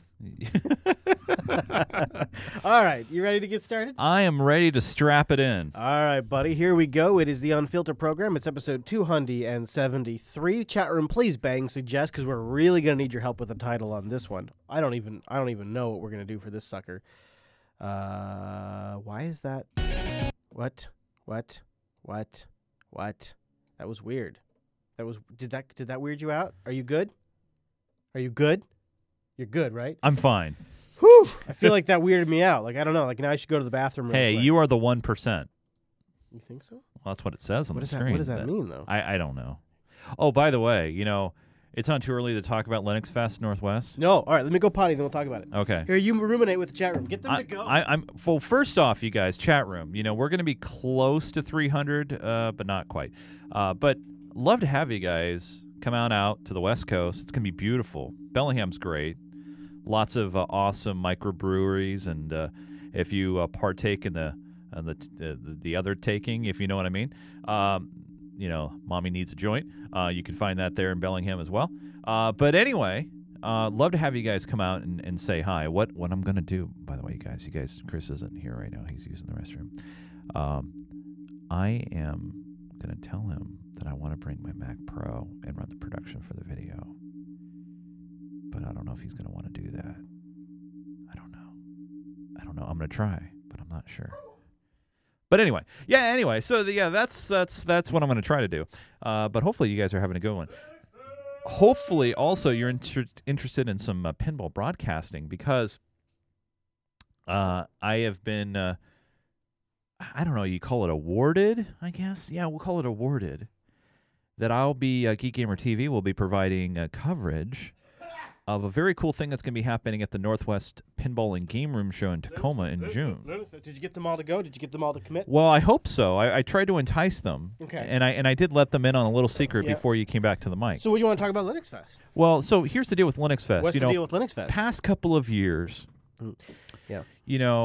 I know that this year will probably be different when it comes to video coverage because of the fact of you going towards more audio. Although we do want to still record some. One of the things that Angela's been suggesting, and I think is kind of a good idea, is to basically try to do like a batch of all of our shows at Linux Fest for that week. Okay. So the week after Linux Fest, all of our shows that come out are from Linux Fest. But would they be audio only? That is a good question. Because some of them are, like TechSnap and Tech Talk and LAN are audio only, but Linux Unplugged, Unfilter, and BSD Now are video. Yeah. And Ask Noah is kind of in that video thing. Because I know, there's always great viewership when it comes to Linux Fest for that weekend. Decent at least. Decent, yeah. Because a few hundred maybe. Yeah. So what I was going to say is if there was going to be a video-driven thing this year, then I'm bringing my equipment and we're just going to be done with that. Well, I wonder if maybe we'll have like a division of roles, because if I could get Noah to just say, hey, I'll focus on the audio and you focus on the video. Yeah. And then he just gives you an audio feed and, you can make that. And I don't know. I think that would not... We just got to work it out somehow. Yes. Because there's like a power thing there. And then there's me in the middle who just don't care. I just want to have something go out. For me, I don't care either. All I care about is quality, right? Sure, you want it to look good as possible. And not only good, but be dependable. And maybe better than the year before. Right. And better than the year after that. Right. And then better, yeah. Right. Like, for example, I have rigging now. Hey. So for example, we can have a nice cool tower shot over the whole thing. All right. If we can find a sponsor that would sponsor us a PTZ camera, that would be amazing. You know what? Pantel Zoom, by the way. I grok what you're putting down. I'm just maybe saying, what we'll say is Jupiter Broadcasting has outsourced the video production to Geek Gamer TV. There you go.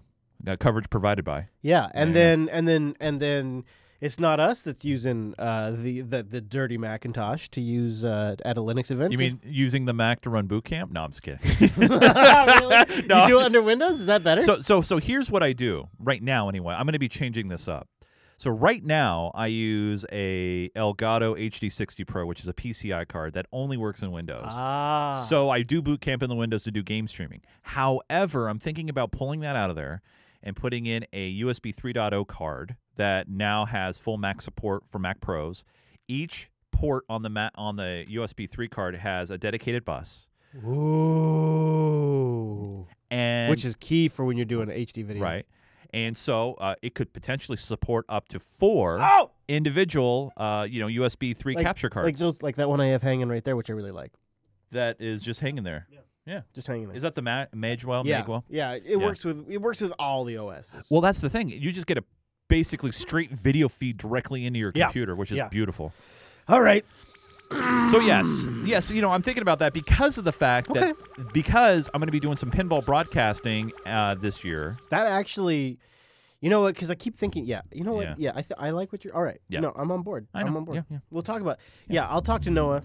We'll see if we can't just get it settled ahead of time. Yeah, it'd be nice not to scramble at the last second, which I feel like we always do every year. That is true. All right.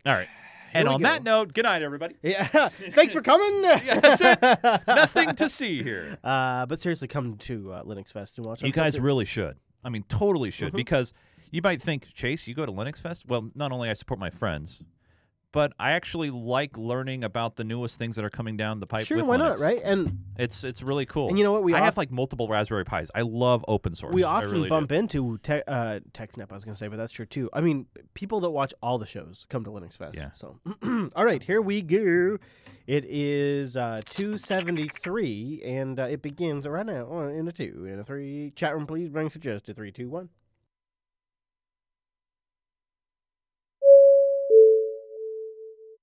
This is Unfilter, episode 273 for March 21st, 2018. Bob Mueller's not only subpoenaing the Trump organization, he also turned heads by requesting internal documents from the Trump campaign's digital firm, Cambridge Analytica. Tonight, we have new original reporting on a problem hitting Cambridge and potentially the Trump campaign. This breaking news is a new undercover sting video that actually exposes top leaders for Cambridge, people who advised the Trump campaign and who spoke to the House Russia probe, admitting to their approach to dirty tricks and getting lies and misinformation to go viral.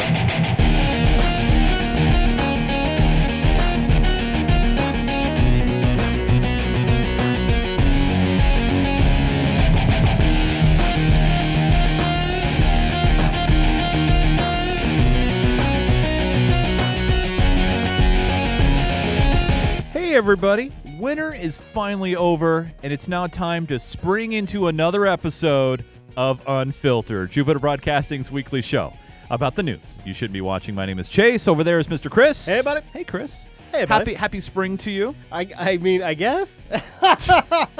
as it's 50 degrees and there's like a nor'easter happening on the East Coast. The behind-the-scenes reason that Chase even brings that up, I believe, is because this officially marks the moment in the Unfiltered show where we end the show and there's still a bit of daylight for us to drive home. Yeah. Yes, right. Lots of bells there. Yeah, because usually in the winter when we end the show, it's dark. It is dark. You see Christmas lights out there still. Buddy, we got a great show coming up today. So apparently the entire world has suddenly just woken up and realized that Facebook has all kinds of data that Facebook partners can use to exploit you. Yep. We'll talk about how that can be used to weaponize the elections. Plus, of course, we've got our staples like cyber news, Russia poisons, and a high note. And then, as if that wasn't enough, Chase. It's never enough. Heck of an overtime coming up later on in the show. And I gotta say, I almost wanted to start the show with this, but I don't want to focus on this. I hate making the show about the show. So, please stay tuned. If you generally skip over for some reason, like when we do Chase's Sack in the Patreon segment, we have 3 huge trains that are about to collide, that are approaching the Unfiltered show. And we have to make some massive adjustments in the future of how we put out the show and the format of the show and all of these things. And so I'm going to cover those 3 trains that are approaching in the Patreon segment. So please stay tuned for that later. Trains are usually good and planes are bad, right? Trains good, planes bad. Yeah, that's right. So remind me, because if I get all worked up about Donald Trump or social media networks or something like that, I might forget. But hopefully we'll just get go to back that. to MySpace. You'll be okay. But we got to get to the cyber. ASL. Because every moment we waste, a hack is happening. We don't get discovered. They're hoping they don't get discovered. It's a military fight right now for cyber warfare. So cyber warfare is going on all the time, every day. As we speak, as we're talking right now, there's active hacks that are happening as we're going on right now talking. We're hacking into Russia. Russia's hacking into us. Iran's hacking to us. North Korea's hacking to us. We're hacking into them. It's a massive battle that's occurring right now. Boy, kind of makes you feel unproductive, doesn't it? Good thing I'm thinking about just rage quitting all my social media. We're just sitting around here just doing nothing while hundreds of thousands of hacks are happening. It's not just here in the States. According to the ex-GCHQ boss, it's also happening over there as well. How many attempted cyber attacks from Russia does this country face every day? Oh, countless. They're coming hundreds, thousands? Yeah. Hundreds of thousands? Yes, and it's of course hard to count and measure in cyberspace, but yes. And I think in the past you would have accepted that a lot of that was a Russian intelligence gathering, trying to get in, very often failing, but trying to get in. Again, this is the former boss of the GCHQ, which would be the NSA equivalent across the pond. To understand what they wanted to know. The danger is now that they can use those for the same access for destructive. And these are cyber attacks on public bodies, infrastructure, private sector companies? All the things. Yes, and all that. And of course, crime, much of which cyber crime, and most cyber attacks are criminal based, and they come from groups that are predominantly, but not only, based in Russia, because... So this is happening all the time. I mean, even as we sit here, there is cyber attacks that are happening, and it could be happening to our power grid, which I feel like we've covered now for 272 episodes. Yeah. Vital U.S. infrastructure, including the power grid, under cyber threat by Russian government. Oh, Russian this time. Why are our vital infrastructure even plugged into anything? I mean, it should be a closed system, not accessible from any kind of external internet. How long have you been in the IT industry? Most of my adult life. Yeah. Yeah. I mean, it's been more than 10 years, right? Oh, totally. Yeah. I did it for 13 years before I became a full-time podcaster. And I still help people out all the time. Former clients, friends and family, significant others that have small businesses. And in all of this time, there has been one constant. If it's something you truly, truly care about, air gap it, right? Like, don't put it on the internet. Yeah. And there's so many utilities and tools now to segment things off so they don't route out to the internet. Even if you want to plug it into your LAN, don't set a default route.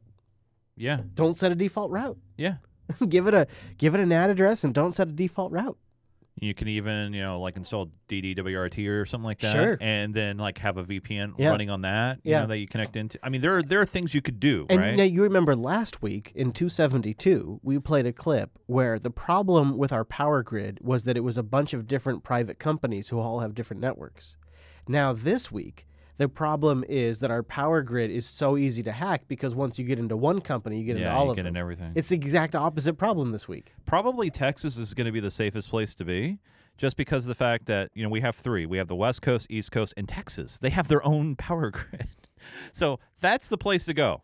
U.S. infrastructure, including the power grid, under cyber threat by Russian government hackers, potentially giving the Kremlin the ability to turn off the lights. The Department of Homeland Security and the FBI detailing a 2-year multi-stage effort by Moscow targeting the U.S. energy grid. It really is sad that the Department of Homeland Security and the FBI, when you hear those names, you're like, oh, that's probably fake. And by the way, on the production angle, I want to know the editor who does it. I'm going to put this sound effect in, and put this sound effect in, and put this sound effect in. I am so happy we don't do that. 2-year multi-stage effort by Moscow targeting the U.S. energy grid. The hackers first gained access to small energy-related companies, planting malware that allowed them to move into larger networks. You know, so that beep beep beep beep beep beep beep beep, that noise. Yeah. Do you know? Now I'm not 100% sure, but I am like 98% sure. 98. That's a pretty high number. Do you know the first Hollywood production to have that printout make that noise? Johnny Mnemonic? I'm just That's a really good guess. And again, I'm not 100% sure, but I am really close. Maybe I'll say 95% sure. The Hunt for Red October. Oh, God, yes. So the Hunt for Red October. The cutscenes. Yes. Yes. Mm-hmm. Yes. That is where that sound effect comes from. Energy-related companies planting malware that allowed them to move into larger networks. Once inside the energy suppliers, the Russians collected information on the facility's control systems, attempting to acquire the ability to turn those systems off. They're identifying targets. They're positioning malware so they could pull the trigger when they wanted to. So this report, this entire CNN report, is based off of a new CERT advisory that back in last summer, hackers that are believed to be attached to the Russian government got access to the business network of a power plant in Kansas. Not the power plant's control network, not the monitoring network, not anything that controls how the actual power plant operates, but the company that has been outsourced to manage the power plant. Their LAN, their business network was compromised. That is the entirety in which this entire report is based off of. They're positioning malware so they could pull the trigger when they wanted to. But they're also sending the United States a message. We are in position to cause harm if we wanted to do it. And so the U.S., should be a little more careful. If that was true, if the Russians had if Vlad was sitting, he's at his desk, right? He's got an iPad because Vlad is hip, right? So he's got an iPad Pro with a keyboard. He doesn't even use desktops anymore. And then he's got a button. And that button right next to his iPad Pro, which is, I assume, connected by Bluetooth, because God knows there's no other method to connect it. That Bluetooth button, when you press it, it activates a cascade shutdown of the U.S. power grid. And Vladimir Putin just got his finger hovering over this Bluetooth button. And as long as the U.S. is good, he won't push it. But the moment we upset him, he's going to push the button and trigger a blackout. Vital U.S. infrastructure, including the power grid, under cyber threat by Russian government hackers. So the whole idea is they have us hostage. They have our power grid hostage. So sending the United States a message. We are in position to cause harm if we wanted to do it. And so the U.S., should be a little more careful. If that was true, we would be losing our collective crap. We would be making threats, Donald Trump would be tweeting, Sarah Sanders would be having official press conferences, we would be taking immediate action. The Russians targeted other crucial sectors as well, including nuclear power, water, aviation, and manufacturing. I mean, really? Are we talking port scans here, or are we talking real, actual invasions? Experts see the intrusion as a possible precursor to an unprecedented Russian cyber attack that could, in the event of war, devastate the U.S. So if this was true, if they were now into all of our systems, the water system, the aviation system, the power system, and Vlad, next to his 4D chest, his iPad Pro, his smart keyboard, and his Bluetooth-connected button, is sitting there contemplating every moment whether to push it or not, well, something tells me we'd be acting a little bit differently right now. This is our livelihood that's at stake. You know, our heating, our cooling, our electricity, our economy is at stake. So this is Eric, and Eric is famous for something that you probably don't know unless you've watched this whole Russia investigation super close. What Eric is really well known for is that when Adam Schiff farts, Eric's there spreading his butt cheeks, huffing in the fart as deeply as possible.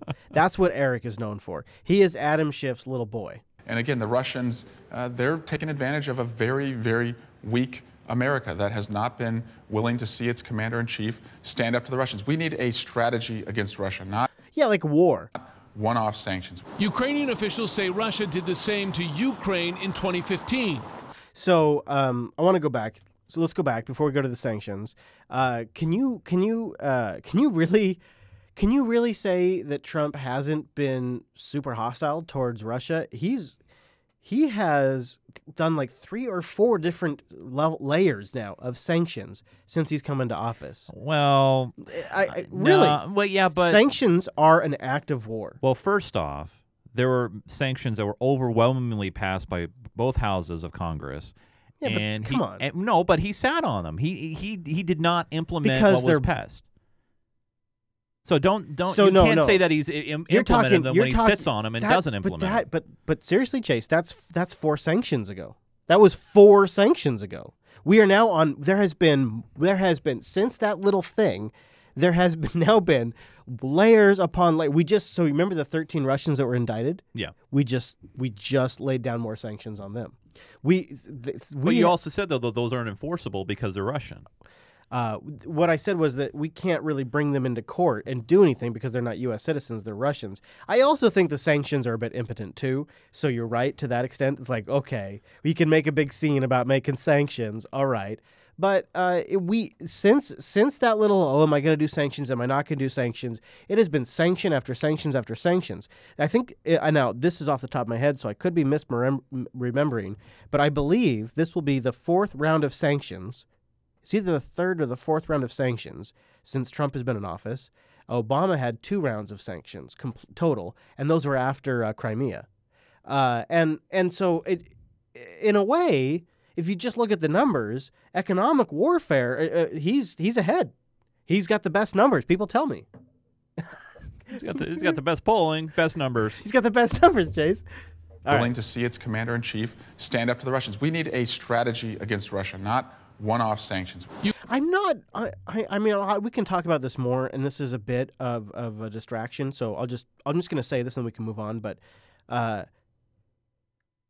not comfortable with the Democratic Party attacking Trump from the right, which is the saying. But what that means is you make if Trump isn't warmongering enough, you go even harder on warmongering. He's not warmongering enough. So the Democrats, which used to be a party of progressives, really what he's saying there is you're not being hard enough with Russia. You need to be more aggressive with Russia. Well, that's how you get a war. That's how you, I mean, seriously, that's how you get a war. And that's why Russia's now talking about their new nukes that are unstoppable. Like, this isn't an accident. This is the result of rhetoric that is being ratcheted up over and over again. And the Democrats, when I was a kid at least, were more of the Communist Party than anything else. And is it rhetoric or is there any truth involved though too? I mean, yeah, I think this is one of the situations where I don't know if we really want war because of the fact that we keep going back to this sanction angle. If Russia was 100% guilty, like Trump got elected because of direct involvement by Vlad, even if that's true, I would still like the Democratic Party to be the party that's saying, let's not fight with another power that has nukes. Let's not do that. Right. Let's just talk. Yeah. That's even if it was 100% true. Advantage of a very, very weak America that has not been willing to see its commander-in-chief stand up to the Russians. We need a strategy against... So that sounds like the talk of a Republican. This is a weak America that isn't standing up. We need a strong commander-in-chief. This guy is a Democrat, and that sounds like a Republican. That sounds like a hardline Republican, like the kind that just quit Fox News. And again, the Russians, they're taking advantage of a very, very weak America that has not been willing to see its commander-in-chief stand up to the Russians. I wouldn't call it weak. I would call it, it's in light of all the recent developments of, congratulatory phone calls and things like that. It makes me wonder, it's not necessarily a weakness, I think. I think it's more along the lines of, picking the battles, right? Picking the right battles. And if there's not a lot of substantial evidence involved here, really hardcore stuff, maybe that's why we're not like being so short to it and pulling the punches right away. You know what I mean? Yeah, and and going a little bit slower is not necessarily a bad thing. Calculated. I come down so these sanctions are. And maybe it's not true anymore. Maybe these definitions change, but there was a period in time when sanctions were the first step to going to war. And this week, the U.S., specifically the Trump administration, has announced new sanctions on Russia. The United States announced sanctions on Thursday against 19 Russian individuals and 5 groups over malicious cyber activity, including meddling in the 2016 U.S. election. The sanctions coming months after Congress overwhelmingly passed legislation ordering sanctions. About Russia. Lawmakers, particularly Democrats, have accused the Trump administration of dragging its feet and doing little to combat Russian cyber aggression. Now, so the dragging the feet thing, let's stop there. The only investigation that has finished is Nunes and Gowdy's investigation, which was about the campaign and collaboration. And they say there was none. So that's one investigation, but you still have the FBI, the Justice Department, and Senate, Bob. Well, yeah, Senate has theirs too. Yeah. And none of them are done yet. Nope. So there has been, I think, 3 layers now of sanctions before any investigation has finished. So I'm not saying that's wrong. I'm just saying that seems like that's a pretty good pace. And yet the criticism is the administration isn't moving fast enough. But not a single fucking investigation is finished. Like, look at that poisoning across the pond. Same thing. Like they had a 24-hour demand for Russia to respond when there is a clear like international signed agreement on how these things work. There's like these new goalposts that are being set, and then they're getting moved. So before any investigation, before any hard evidence is finished, there's been multiple layers of sanctions, and yet it's not fast enough. It seems like it's in the world. I'm sorry. One more thing. Yeah. Sorry to cut you off. Yeah. But no just worries. in the realm of world politics and international relationships, 6 to 12 months isn't a long time. See, so, and this is where I guess there's some confusion. Sometimes I even get confused.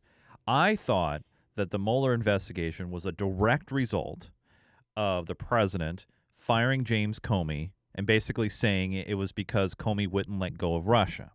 I'm paraphrasing, but basically that it was already done by the 30,000 security agencies have already determined that Russia was involved in the 2016 election. I mean, then at that point, the sanctions were passed by both houses of Congress. So I thought they were separate things. Right. So Trump hadn't signed them. I think it's fair enough. I think it's fair enough to say they're separate things. I think it's fair enough to say that if he hadn't fired Comey, you wouldn't have Bob. Oh, absolutely not. I agree on those points. Yeah. Yeah. Okay. But I guess my takeaway from this is we had sanctions at that point back then, and now we've had multiple additional sanctions. Well, the sanctions at that point were never. That was the dragging the feet part. That's when the clock started on dragging the feet, and then they tag it on to this story here saying, "Oh, and for the 2016 Russian involvement in the elections." Well, yeah, they're finally pulling the trigger on that. It's been dragged out, but they're finally pulling these are new. These new 19 are well, also but they also say in the story they're tagging that in because of the 2016 thing. Yeah, I don't know. Hearing the 5 groups and the 17 things. Here's that's my point. Not going to affect the Russia. Here's my point. We're drifting away from my point. Yeah. My point is it's sort of like an arbitrary timeline. How do you define dragging their feet? Because to me, if it took, and this is my opinion. But if it took 6 years to do an investigation and then declare that Russia was involved and guilty and then impose sanctions, that would feel about right. Because it feels like you have to have the time for an investigation, then you have the monotony of a bureaucracy and how slow the political minutia is, and then you have the proper and considerate sanctions that would get written up, and they have to go through the House and the Senate, and then they have to get voted on, and they have to go up to the president, and then the president is making a decision to make economic sanctions against another massive world power. Like, that seems like that should be like a multi-year process. And I think this is where, honestly, the president falls short. Instead of coming out and saying these things, saying that, hey, the reason why we haven't oh, God damn it.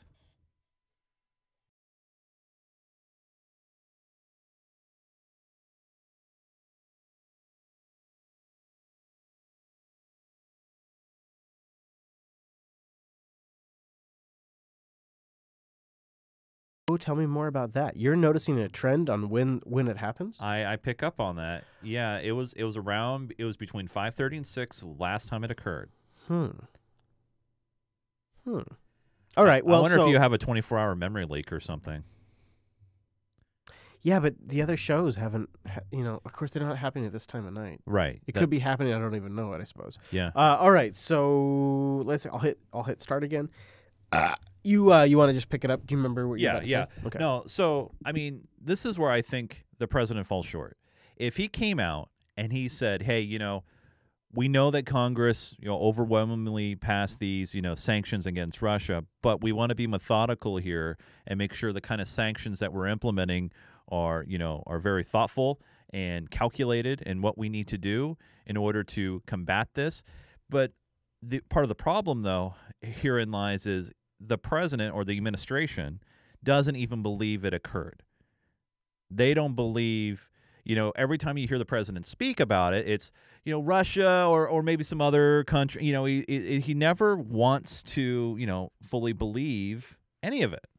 And so you got that going as well. Yeah, and it that is okay. I follow what you're saying, and I think because you have a man who feels like people are trying to take away from his victory, his win, and that's where he comes from. That's my view of it. Yeah, no, I hear you totally. All right, well, that was our first segment. Let's keep going though. Yes. So this agent or two agents, the couple that got poisoned. Quite the story, still going on. Under the Vienna Convention, the United Kingdom will now expel 23 Russian diplomats who have been identified as undeclared intelligence officers. They have just 1 week to leave. No explanation as to why Russia has an undeclared chemical weapons program in contravention of international law. Instead, they have treated the use of a military-grade nerve agent in Europe with sarcasm, contempt, and defiance. Now, I want to cut in here. I got some great links in the show notes if this is something that you actually care about, and I really recommend you check it out. So the sarcasm and that sort of like snarkish response. Is that a word? Snarkish? Snarkish, yeah. Is that? Yeah. Can I use that? Yeah, that works. Okay. Survey says yes. Their sort of snarkish response is, well, it's rooted in the fact that there is a Geneva Convention that basically every country that's part of NATO has signed. And what it basically lays out, and I have, again, links in the show notes, is if there is a chemical weapons attack on your soil, there is a process in which you engage that the UN is the arbiter of, so they will be the sort of total like third party that's detached and making decisions, supposedly. And you have to provide a sample back to the nation that is responsible. And this has been used in several occasions for the U.S., where the U.S. is able to say, hey, you can't make those claims until you provide us a sample. So then somebody has to provide a sample via the UN to the United States. So that way somebody in the United States can check it, and somebody in the country that was affected can check it, and the UN can check it. So you got these three different people, these three different groups, these three different interests that are checking it, and then they all kind of come together and they discuss their findings. All right. Russia is signed on to this international convention, and so is all of the West. And so there is a simple process. Well, it's not simple, but there is a process that is laid out that they are supposed to be following. And they're supposed to be giving Russia a sample. They're supposed to be giving Russia 2 weeks to test the sample. None of that is happening. They were given a 24-hour window to respond to accusations. And then she went and did this talk. So keep that in mind. Under the Vienna Convention, the United Kingdom will now expel 23 Russian diplomats. Because Russia didn't meet their 24-hour deadline, which is not... There is no UN convention where they outline a 24-hour deadline. Who have been identified as undeclared intelligence officers. They have just 1 week to leave. No explanation as to why Russia has an undeclared chemical weapons program in contravention of international law. Now, that's a bold statement, and I bet you, if I were going to bet you an appetizer to that dinner that I owe you, Chase, I bet you that's a true statement. Mm-hmm. Instead, they have treated the use of a military-grade nerve agent in Europe with sarcasm, contempt and defiance. The British Prime Minister taking a hard line in front of the House of Commons today as the U.S. closest ally clashes with Russia. The Prime Minister moved to kick, as you heard, those 23 Russians who she labeled as spies out of the country. And there is oil pipelines that are due to be built, and those deals need to get made. And there's money on the line. Let me make one thing clear from the very beginning. Let me be clear. This is Nikki Haley, the U.S. ambassador to the United Nations. The United States stands in absolute solidarity with Great Britain. This is hours after the deaths.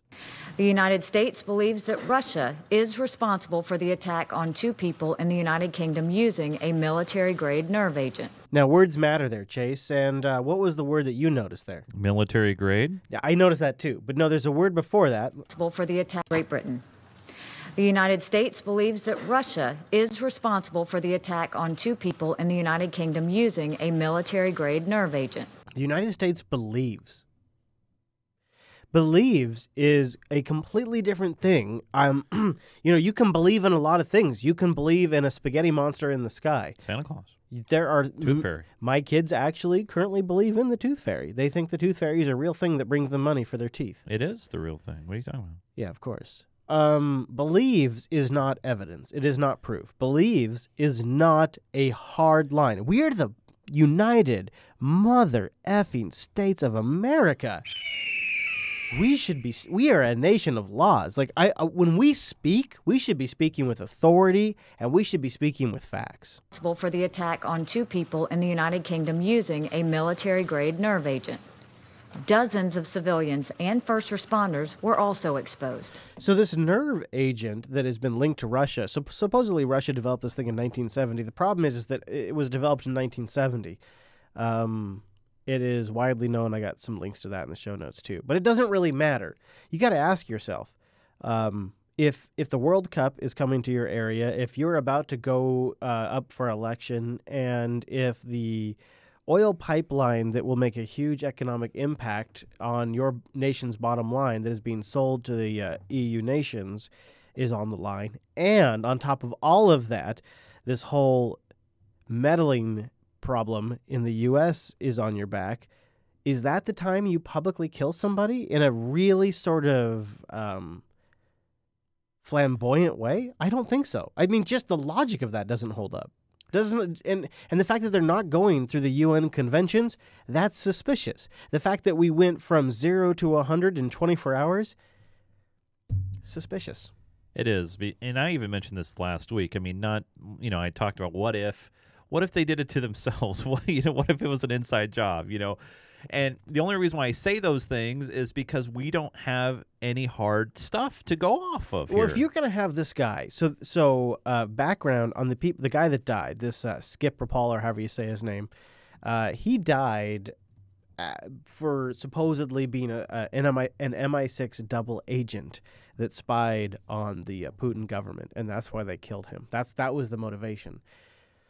That doesn't even really hold water, though, because he was tried for that in Russia, and he served 13 years in prison for being By the way, you get 2 life sentences for the same exact crime in the United States.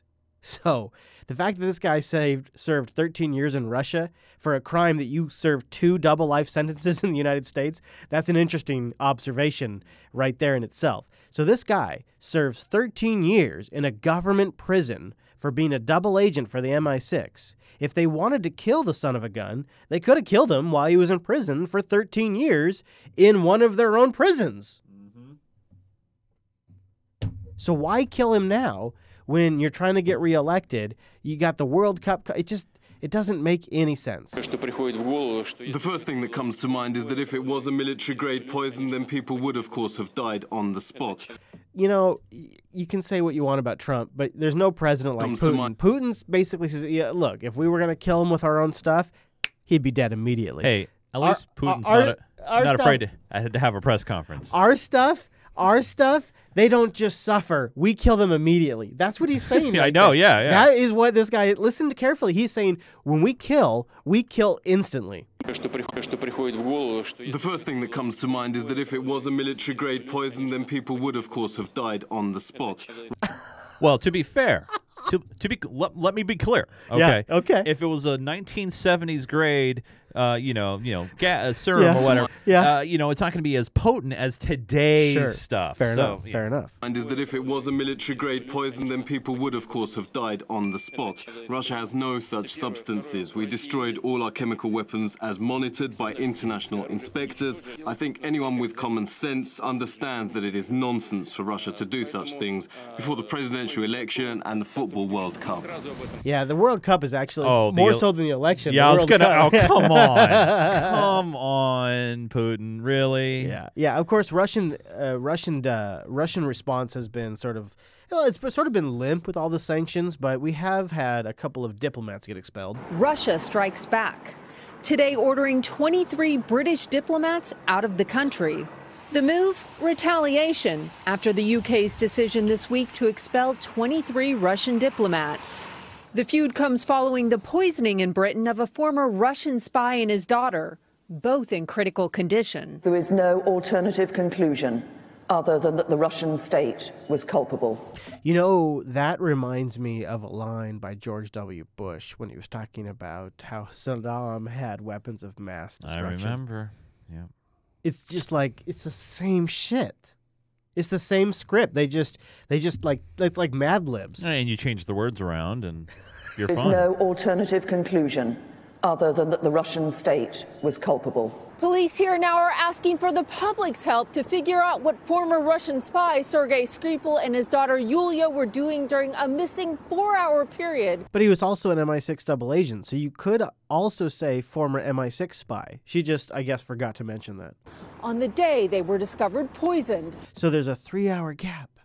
How important is it to establish a timeline? That will give the authorities here a clue as to how it was administered. On March 3rd, Yulia Skripal left Russia, landing in London.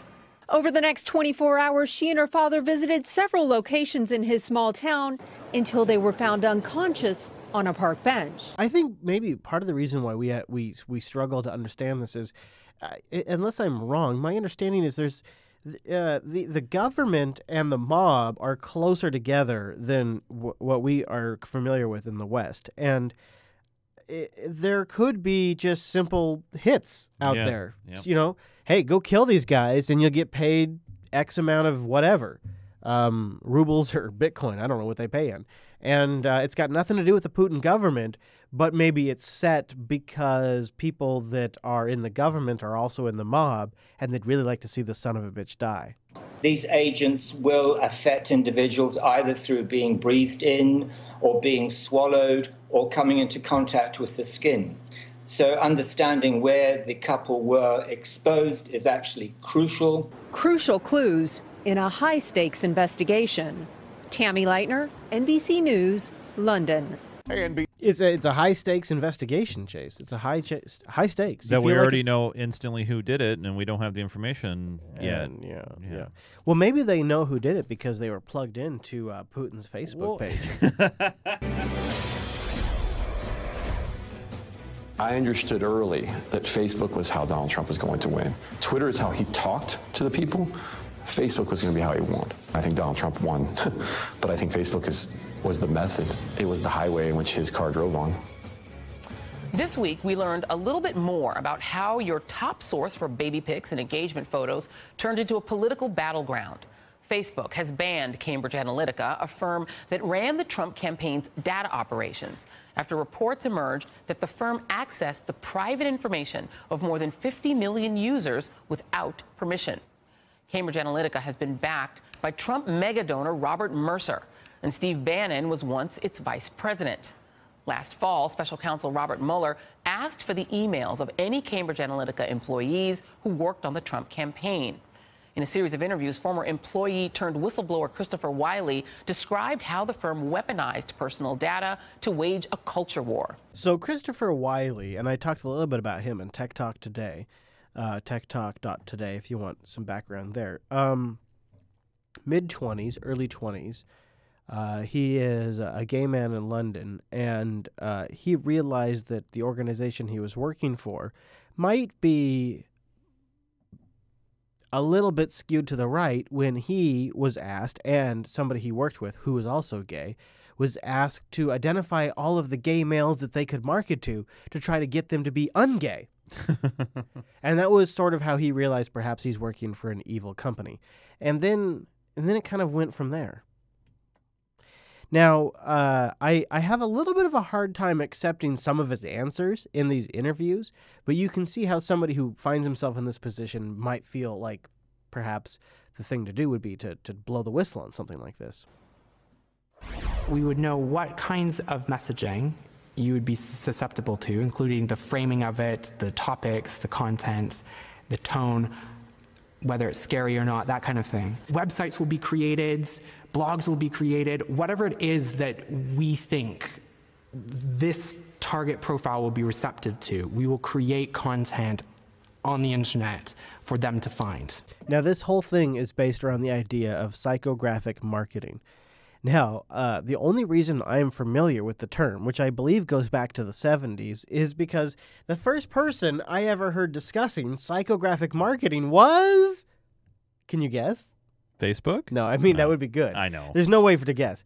It was actually Hillary Clinton. And Hillary Clinton was talking about how psychographic marketing can be used in political campaigns. So this story is being positioned as if this is some new discovery that Cambridge Analytica came across. The reality is it's been known since the 70s, and psychographic marketing is not new to politics in any sense, but they've never had a rich data source like Facebook before.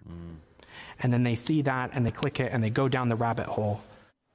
In a statement to NBC News, Cambridge Analytica denied Wiley's claims. Joining me now, Natasha Bertrand, staff writer for The Atlantic, Gabriel Sherman, special correspondent for Vanity Fair, and Kurt Bardella, who's a former Breitbart media consultant. So they bring in a whole bunch of people to talk about it, but I want to play different clips. I want to keep moving because they kind of slow down there. The big accusation is that this Cambridge Analytica firm has a tie to the Trump campaign. New trouble for Facebook this morning. A political consulting firm with ties to the Trump campaign, Cambridge Analytica, accessing personal information for up to 50 million Facebook users here in the United States. And now this morning, the chief executive from that company caught on camera, apparently admitting they target candidates with dirty tricks. You'll hear what he says in that video. Our Chief Justice correspondent Pierre Thomas has more on that for us. Good morning, Pierre. So here's the thing, is they have this insidious method in which they can get a bunch of information, and they can start with a small amount of Facebook users, but the way the Facebook permissions worked at the time, they could connect to your friends and your friends' friends. So they were able to get, in total around the world, like 500 million people's information, including about a solid, 50 million Americans. David, good morning. That's right. It's a scandal raising concerns about the privacy of millions of Americans using social media. And members of Congress want to know if Russia took advantage. This morning, a growing scandal surrounding how the personal information of up to 50 million Facebook users has been secretly obtained and shared without their consent. Oh! Today in the United States, we have somewhere close to 4,000 or 5,000 data points on every individual. That is the CEO of Cambridge Analytica. In the United States, we have somewhere close to 4,000 or 5,000 data points on every individual. 4,000 or 5,000 data points on every individual. And that's a great thing. He's so happy and proud of it. He's telling that to Sky News back in October of 2016. In the United States, we have somewhere close to 4,000 or 5,000 data points on every individual. Alexander Nix, one of the founders of Cambridge Analytica, a political data company with ties to the Trump campaign, touting his research in helping President Trump win in the 2016 election. We were able to use data to identify that there was very large quantities of persuadable voters there that could be influenced to vote for the Trump campaign. So they make a pitch in the politicians when they're talking to them, and they're like in a meeting with those guys. They make a pitch and they say, if we can get up to if we can capture up to 300 likes. So say you've been on Facebook for how long have you been on Facebook? 9 years, maybe 10 years now. There's probably a good chance that you've liked over 300 things, right? Oh, totally. Yeah, for sure. Well, they claim that within about 100 likes, they know you better than your family knows you. And that they claim, Cambridge Analytica claims that within 300 likes, after they have input 300 likes, they know you better than your spouse will ever know you. Wow. A company allegedly engaged in information warfare with financing secured by Trump's senior campaign advisor, Steve Bannon. Now, new video of Nick's caught in a sting conducted by Britain's Channel 4. They will offer a large amount of money to the candidate. They will offer a large amount of money to a candidate. Allegedly telling undercover reporters about what he appears to say is the company's practice of using bribes and sex with attractive women to discredit their clients' rival candidates. Send some girls around to the candidate's house. Yes. Bring some Ukrainians in. Okay. So he says there, we send some girls into a candidate's house, and then we videotape the entire thing, and we have instant incriminating evidence of corruption. I'm just giving you examples of what can happen, what can be done, and what has been done. After the Channel 4 story broke, Nix released a statement saying he was just playing along. Yeah, I was just saying some shit. But that he had no intentions of breaking any law. No, even though in those clips I say that I've done those things myself and that I'm a master of many disguises. This after Facebook last weekend banned Cambridge Analytica from using any of its material following reports that the company improperly received data. Christopher Wally was an early employee of Cambridge Analytica. That's the whistleblower. He left in 2014, but told ABC News that the company planned to amass mountains of information on Americans. Now, that's key. Remember, he did leave in 2014. I don't know if you remember when the election happened, but that wasn't 2014. We would ask people to fill out psychological surveys. That app would then harvest their data from Facebook, and then that app would crawl through their friend network and pull all of the data from their friends also. Cambridge Analytica acknowledges the information was improperly provided to them by a third party, but says it was never used and deleted as soon as they learned it was a problem. That is false. Yeah. They went through a professor's access to use them supposedly for academic research. What's your reaction to this? So my initial reaction was, remember when we talked about, you know, the whole ad thing and how it was a very small number of ads and how could it had any effect on the election? I think we talked about that weeks ago. Remember, you know, how, you know. Well, specifically like the Russian, what was, I can't like remember. Groups. The troll farm that bought the Facebook ads. The nondescript building and all that fun stuff. This is significant in my opinion. This is different too, though, I think. Yeah, totally different. I mean, first 50 million accounts. On top of that, on a whole side tangent, people need to stop freaking signing up for all their damn apps through Facebook and know what kind of information they're giving away. Because when you do that, one of the things is like, hey, can I have your whole friends list? And you know, then they get more information and more demographic information. So, but I do think this is significant. And before anybody starts yelling through the podcast right now, but what about this or what about that? I really feel that this is much different. Much different. This is about playing to people's emotional buttons. And the reason why I know that works is because I watch douchebags on the internet make YouTube videos and blog posts about things that get people just a click. Oh, yes. Yeah. Yes. And this is what and they're using Facebook to figure out what people's buttons are. Yeah. And that does work. And they got Channel 4, Channel 4 in this case, got some really Channel 4 UK. Got some really great sort of Project Veritas style video of these guys talking about this. I want to play a little bit of it. Oh, let me. It's probably going to get us flagged because there's some music. It's a glimpse into how they really operate. Prepared, it seems, to ruin their clients' opponents through handouts and honey traps. By the way, Channel 4 News has been working this since August. I know, and like balls. That's like balls right here. Yeah, with the videos, sometimes multiple cameras. Yes. So I want to get a little bit of their audio in here. Send some girls around to the candidate's house. We send some girls around to the candidate's house. Through sex, secrets, and spies. I know people who used to work for MI5, MI6. So there's also, while he mentions that, he says, I know people who used to work for MI5 and MI6. I have links again, show notes. There is some evidence that would suggest that these guys have links to the Steele dossier. So that's like one big incestuous political. Oy. Oy vey. Old-style tactics wedded to the new. We just put information into the bloodstream to the internet. We just put information into the bloodstream of the internet. And then watch it grow. Watch it grow. Whether now that's funny enough. They start with that. That's the least incriminating thing these sons of bitches said. They also talk about how they work with politicians. They talk about how they get people upset. They talk about how you have to do it in a special way so that way nobody knows it's propaganda. Maybe we'll play that part. Let's play that part because this is the part because rational people ask, well, it can't be propaganda. Well, no, the best propaganda is the kind you can't tell is propaganda. Dirt on political opponents. And Mark Turnbull says he knows ex-spies in other companies who could help. There are various intelligence gathering organizations that operate very discreetly to find information like that. So I know people who used to work for MI5, MI6, they now work for these private organizations. Okay.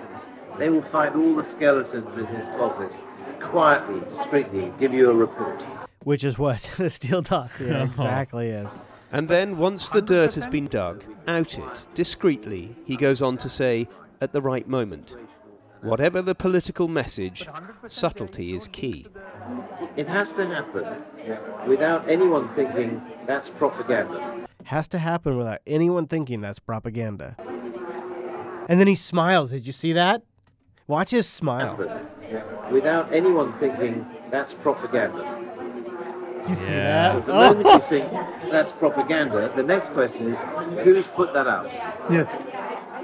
So we have to be very subtle. It's the whole theory of a frog in boiling hot water. Isn't right? that creepy? Like, you have to be subtle because we don't want people asking who put it out because they'll get back to us. Yeah, you don't want to tip people off. You want to just gently ease it in. Oh, sorry, that's it's so creepy though. But you know, here talk about like for all the conspiracy people out there. You know, this one's for you. Really, because of the fact that there are so many people that honestly believe that this has been happening the entire time. And, you know, people talk down on them. They're like, I don't know. Oh, come on. This isn't happening. I don't know what you're talking about. Here it is. Here it is. Creeps. Yes. So we have to be very subtle. And for a client worried about anyone discovering Cambridge Analytica's involvement, they've an answer for that too. It may be that we have to contract under a different name. For Cambridge Analytica. So it may be that we have to contract under a different name. And then, just fire up another LLC. And then the guy recording says, you mean from Cambridge Analytica? And then he looks at him like, how would you describe that? Looks like, I don't want to say it. That's what that look is. I don't want to say it. Yeah, I can't say this out loud, even though I've said everything else out loud. A different entity with a different name, so that no record exists with our name attached to this item. Sounds like how you invisible. Sounds like how you pay off Stormy Daniels. Power brokers of modern politics. But in their craft, they insist, lies a code of conduct. So we're not in the business of fake news. We're not in the business of lying. Oh, okay. What? Wait, what? Making stuff up. And we're not in the business of entrapment. Yes, they are. In fact, that's exactly what they are. So we wouldn't send a pretty girl out to seduce a politician. But they actually do. And film them in their bedroom. And then release the film. There are companies that do this. But to me, that crosses a line. Oh, that crosses. Right. That's where but turns out that is something that they do. They do, yeah. And they're just pretty brave. They're proud of it. Claiming not to be in the business of entrapment. Listen now to Alexander Nix when our fixer raises again the topic of digging up damaging material on political opponents. And what we want to know is what is the expertise of the deep digging that you can do to make sure that the people know the true identity and secrets of these people. We do a lot more than that. I mean, deep digging is interesting, but equally effective can be just to go and speak to the incumbents and to offer them a deal that's too good to be true and make sure that that's video recorded. You know, these sorts of tactics are very effective. Instantly having video evidence of corruption, Right. putting it on the internet, these sorts of things. And the operative you will use for this is who? Well, someone known to us. Okay, so it is somebody, you won't use a Sri Lankan person, no? Because then there's issue. We'll have a wealthy developer come in, somebody posing as a wealthy developer. I'm a master of disguise. Yes, they will offer a large amount of money to the candidate to finance his I gotta say, campaign. Chris, this is the kind of thing that you would see in a Hollywood film. And this is like the kind of character, you know, where you would have like Tommy Lee Jones or, you know, like a George Clooney, you know, some sort of thing, you know, where they're talking about hatching a plan. This is freaking real life. This is happening in right exchange here. for land, for instance. This is like high level, like OMG stuff. Like, you know, I've thought about running for president, but I don't know, man. He'll find stuff I won't even know about. Yeah, they call the candidate a puppet in here too. Somebody posing as a wealthy developer. I'm a master of disguise. Yes. I see how he laughs about how he's a master of disguise. Oh, ha, ha. They will offer a large amount of money to the candidate. They'll offer a large amount of money to finance his campaign, for example. To finance his campaign in exchange for land. You know, maybe give him a little bit of land, for instance. We'll have the whole thing recorded on cameras. You know, we just might have a secret camera recording the whole thing. We'll blank out the face of our guy and we'll have it posted on the internet. Gee, you mean like Project Veritas I know, or right? anybody else? Yeah. Oh, man. So it'll on the Facebook or YouTube or something like this. It can be done. Send some girls around to the candidate's house. Send some girls around to the candidate's house. You know, so we have lots of history of these kinds of things. We have lots of history of things. For example, you're saying when you're using the girls to introduce to the local fellow, and you're using the girls for this, like the seduction. Now think about Crimea. Think about Ukraine when they're talking about this. Not local girls, not Sri Lankan girls. I wouldn't have thought so. They could bring some. I mean, that was just an idea. I'm just saying. Yeah. You know, just saying we could bring in some Ukrainians. You know, Veratuna makes a great point. I'm going to steal his point and share it with everybody. This is why people are disillusioned in politics. That's what he said. And I completely agree. Because when this kind of stuff is now out there and people can see what's going on, they're like, well, crap, it really doesn't matter what I do. Yeah. And I think that's quite the contrary. These groups are taking advantage of the majority of people who don't vote. I believe. Because if the majority of people actually did their research and actually dug in and saw what was going on, then I think you would have real change. That's why we do this show. Bingo. That is why we do this show. And now these guys are going to sit here and they're going to joke about how they use certain beautiful women to manipulate politicians. The girls for this, like the seduction, they're not local girls, not Sri Lankan girls. I wouldn't have thought so. They could bring some. I mean, that was just an idea. I'm just saying. Yeah. We could bring some Ukrainians in on holiday with us. You know, bring some Ukrainians on holidays, you know? Right. You know what I'm saying? Yes. They are very beautiful Ukrainian girls. They are very beautiful. They are, you know, he says they are. And you know what? Guess what? I find that beautiful girls, that works very well for us. Yes. I find that works very well.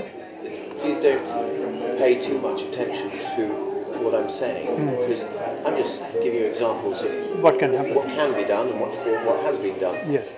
What has been done. Oh. It sounds like electoral power by expose. The poster boy of predictive analytics touting a sideline, you might think, in sex workers and stings.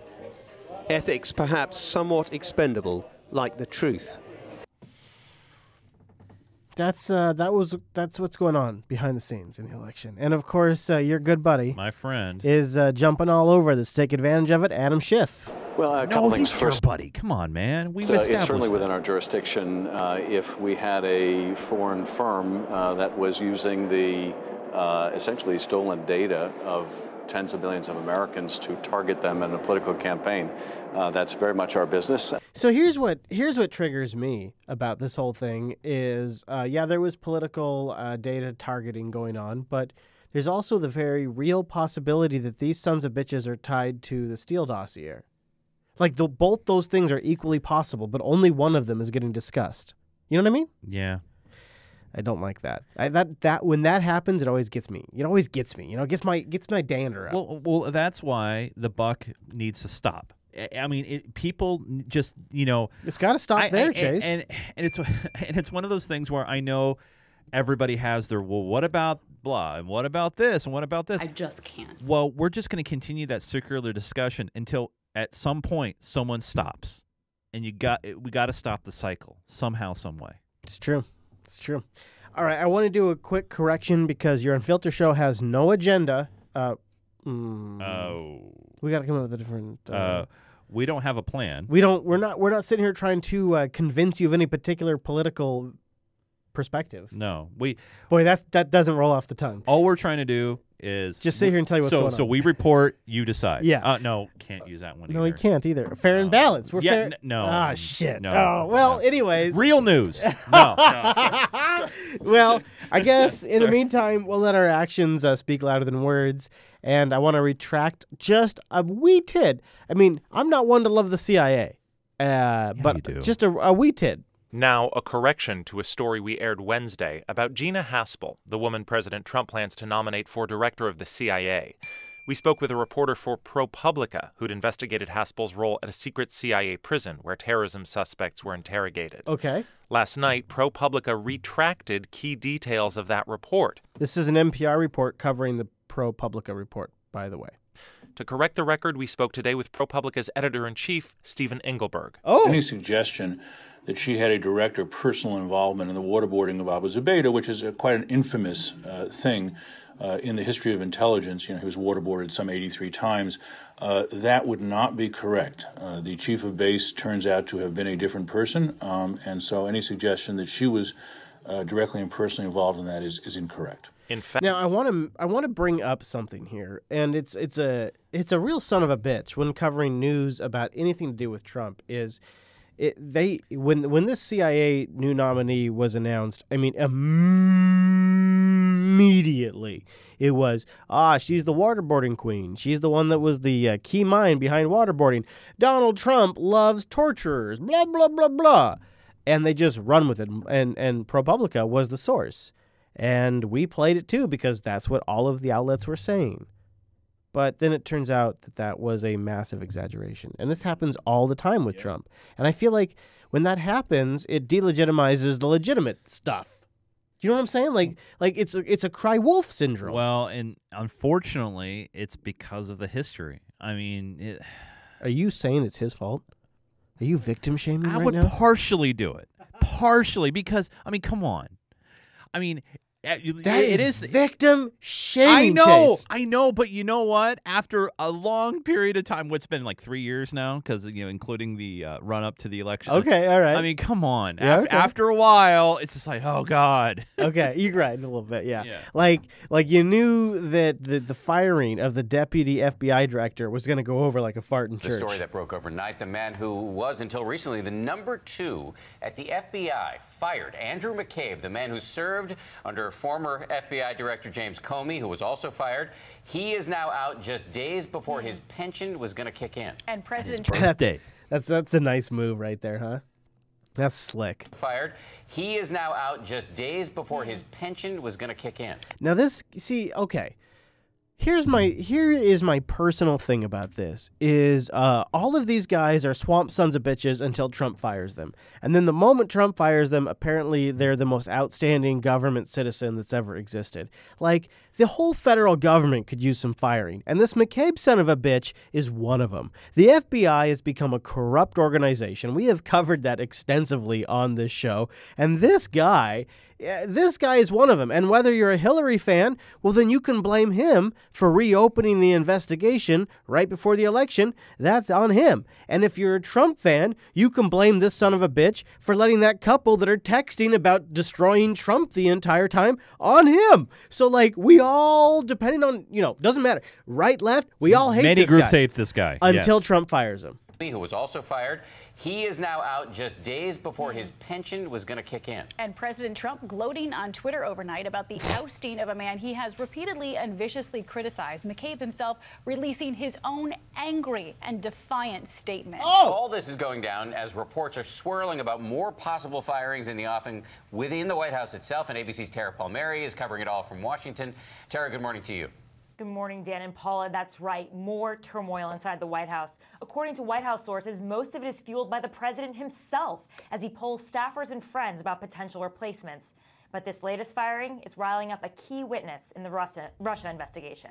In the Russent? What did she say? But this latest Well, this is firing Good Morning America Saturday, so, you know. riling up a key witness in the Russia investigation. Russet? You gotta watch out for that Russet. The Russet potato investigation. That's the next story. But really, what people have talked, well, I guess I shouldn't say. I was going to say is what really is the only thing that matters is the thing that people are talking about is Trump's attorney trying to just call for an end to the investigation. Well, this was from Bob. This was the whole setup. I shouldn't say the only thing, but one of the things people are talking about this week is that Trump's attorney, his private attorney, is calling for the end of Bob's investigation. Good evening. Thanks for joining us on this Saturday. I'm Tom Yamas, and we begin tonight with major developments out of the White House. The president's top attorney today calling for special counsel Robert Mueller's investigation to be shut down. This just hours after Deputy Director Andrew McCabe was fired just 2 days from retiring. The president taking to Twitter where he has taunted McCabe in recent months. Mr. Trump's ally saying McCabe tried to undermine the president. You know, McCabe, I think, is a genuine son of a bitch. And the problem that I have with Washington, D.C. in general is, so Trump, I imagine, this is me just projecting, I imagine like pressured somebody to get him fired just 2 days before everything kicks in, right? Right, yeah, totally. So some congressman steps up and hires McCabe for 2 days. So that way he can get all his government benefits. So the dude's getting all his bennies. Wait, really? Yeah. I haven't seen that anywhere. It's true. You can look it up. He gets all his bennies because some congressman's going to hire him for 2 damn days. And so there's basically zero ramifications for this guy being a corrupt son of a bitch that's been screwing with the Hillary investigation and the Trump investigations. Wow. McCabe in recent months, Mr. Trump's ally saying McCabe tried to undermine the president. And details now emerging that similar to his old boss, James Comey, McCabe kept detailed memos of all of his interactions with the president. A source telling ABC News those documents are now in the hands of the special counsel. ABC's Tara Palmieri at the White House tonight, starting us off. So I'm looking it up right now while we were talking about it. Yeah, a Democrat from Wisconsin offered him a job. Does that work? I don't know if it does or not. Well, yeah, I mean, some of the things I'm reading is it's not a slam dunk. Yeah, I don't know. I mean, it's interesting. And it'd be a nice workaround. Yeah. But I thought, though, here's the thing. I thought, though, it had to happen by 50. And that was why Sunday was so significant, because he turned 50 on Sunday. Oh, really? Yeah, that's the reason why his retirement date was Sunday. God. Wow. Tonight. Oh, you didn't know that? No, I mean, yeah. Geez, talk about just... That's why, you may hate the guy. No, I don't hate him. Or you may, you think he's a son of a bitch. I think they're all sons of bitches. Well, yeah. Fair enough. Yeah, I'll give dinging there. But 2 days before the guy's birthday, this is a great thing. You are fired. Wait for democracy. I'm working on it. You're getting there. You're getting closer. I'm getting there. Yeah, I'm getting there. I like it. Yeah.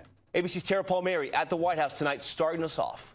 Tonight, an aggressive switch in strategy from President Trump's legal team. Lead Attorney John Dowd calling for an end to the Russia investigation, pressing Deputy Attorney General Rod Rosenstein to tell Special Counsel Robert Mueller, case closed. Case closed. Dowd's motivation? He says Rosenstein should follow the, quote, brilliant and courageous example of Attorney General Jeff Sessions, who hours earlier fired Deputy FBI Director Andrew McCabe. He's one of the first top-level officials at the FBI to start looking into the allegations that the Trump campaign coordinated with the Russians during the election. There's been no collusion between us and the Russians. There was absolutely no collusion. There is absolutely no collusion. Overnight and into this afternoon, Trump blasting McCabe on Twitter, calling his firing a great day for the FBI. even questioning the integrity of his own Justice Department, tweeting, "There was tremendous leaking, lying, and corruption at the highest levels of the FBI, Justice, and State." Well, it came out today that McCabe was also looking into Jeff Sessions. That's right. He was. So I bet that didn't make things too easy.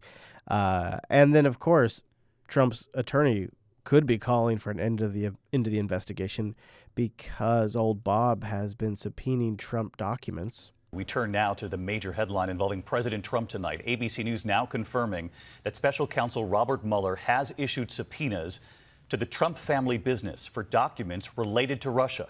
Uh-oh. That's the line that you shouldn't cross. Well, in a way, I don't totally disagree. He's supposed to be, yes, if it is ties that make him dependent on Russia and they have an influence over him. So it's a tight line to walk. I agree. Right. Yeah. So you got to look. I guess you got to look, right? You have look. to.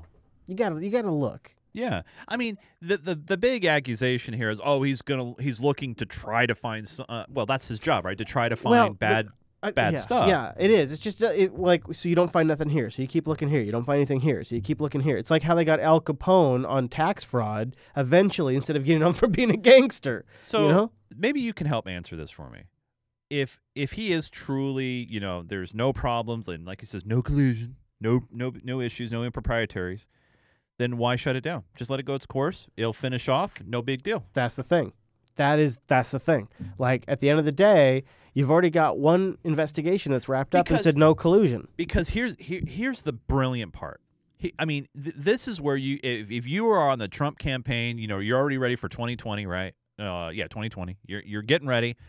This thing is happening right now, this investigation. If you're truly innocent, guess what? You're going to be advertising on the freaking bus, on 2020, TV, right? Yeah. everywhere. Unless you're worried about the 2018 elections, right? Right. Well, I think it's too late. Yeah. I know. If you squash it now, they're already predicting a bloodbath, and I know they all did the predictions for Hillary and all that. But I'm just saying, I think you would just seal it. If you knock this investigation out right now and said, we're just going to end it. If Bob could wrap this thing up without him getting in the way, and Bob comes out of this saying no collusion, that's political capital for Trump. Right. So then then everybody will ask, well, why is he trying to kill it? Why is he trying to kill it? And that's the part that kind of nags in the back of my head. I'm like, well, if he's innocent, there's no issue here. Then what's the harm? What's the problem? Well, he hates people talking about anything other than how great he is. That's right, because all bad news is fake news. Here's ABC's chief White House correspondent Jonathan Karl tonight. Tonight, a sign the Russia investigation is expanding. ABC News has confirmed special counsel Robert Mueller subpoenaed the Trump family business for any documents related to Russia. The subpoena, first reported by the New York Times, was issued sometime over the past several weeks. The president has repeatedly denied having any business dealings in Russia. Speaking for myself, I own nothing in Russia. I have no loans in Russia. I don't have any deals in Russia. A source familiar with the investigation tells ABC News the new subpoena is an indication the special counsel investigation has obtained information raising more questions about the financial dealings of the Trump organization. In an interview with the New York Times last summer, President Trump said the special counsel would be crossing a red line if it expanded into areas related to Trump business dealings. Mueller was looking at your finances, your family's finances, unrelated to Russia. Is that a red line? Would that be a breach of what his actual? I would say yes. Yeah, I would say yes. It's now been reported that the special counsel has subpoenaed the Trump organization for its dealings with Russia.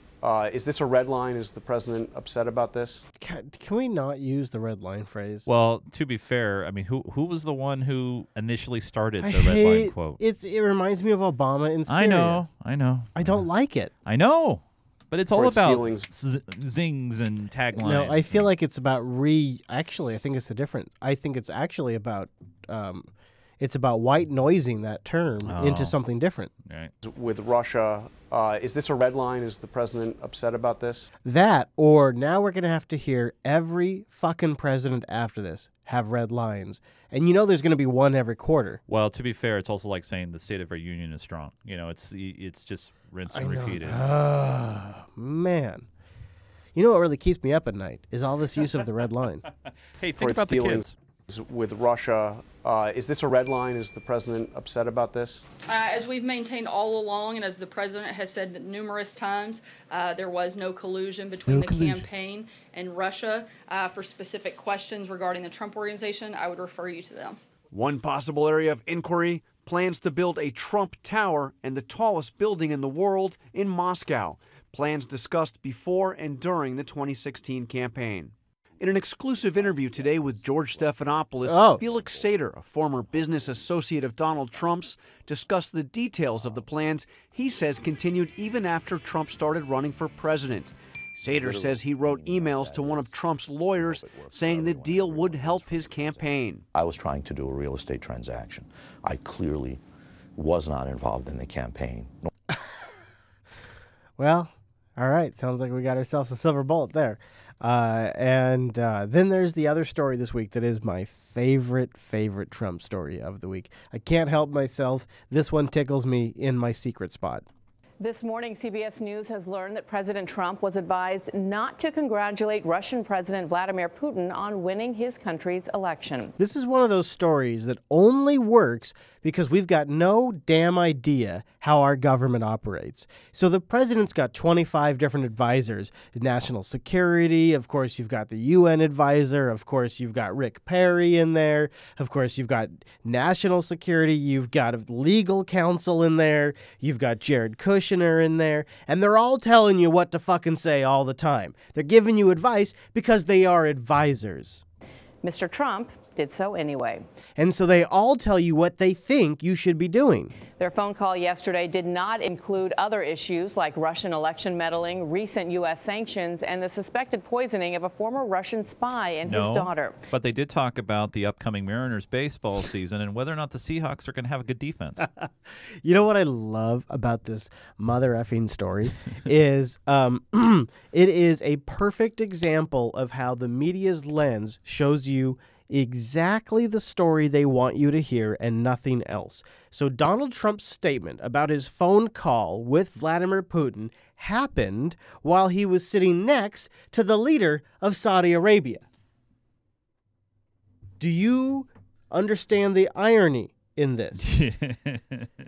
So they didn't ask him if he condemned Saudi Arabia's human rights positions about the way they treat women, about the way they treat criminals, about their actions in Yemen. Didn't ask them about that. But what he said on the phone to Putin, somehow that gets leaked out. Chip Reed is at the White House. Chip, good morning. Good morning. The State Department is standing by a report that the Russian election restricted fundamental freedoms. The president's call to Putin comes as the White House is considering a plan to expel Russian diplomats following the poisoning of a former spy in the UK. Chip has really got to get a couple of really important points out super quick for you to understand the context in which Donald Trump made this phone call. We had a very good call. President Trump spoke with the Russian president Tuesday and offered him well wishes on getting reelected to a fourth term and 6 more years. I had a call with President Putin and congratulated him on the victory. But CBS News has learned that Mr. Trump's advisors warned him explicitly not to congratulate Putin. How did they learn that? That was leaked. It's how does that get leaked? Well, that's where I was actually reading some articles about that today. Kelly, the Chief of Staff Kelly. There's only a handful of people that would know that was in big bold print, big caps. Capitals and all that. So there's still leakers, and it's not your best friend on this one. Who, Reince? No. Reince? No. Beenan? Mr. Adam Schiff, your best Schiff? buddy. No, Sheriff Woody. Absolutely, No. it's not Woody. Yeah. Most international observers consider it a rigged election. I mean, if you call up Bibi over in Israel, or you call up President Z, or you call up any world leader that just got reelected, you probably are going to open with congratulations. Yeah.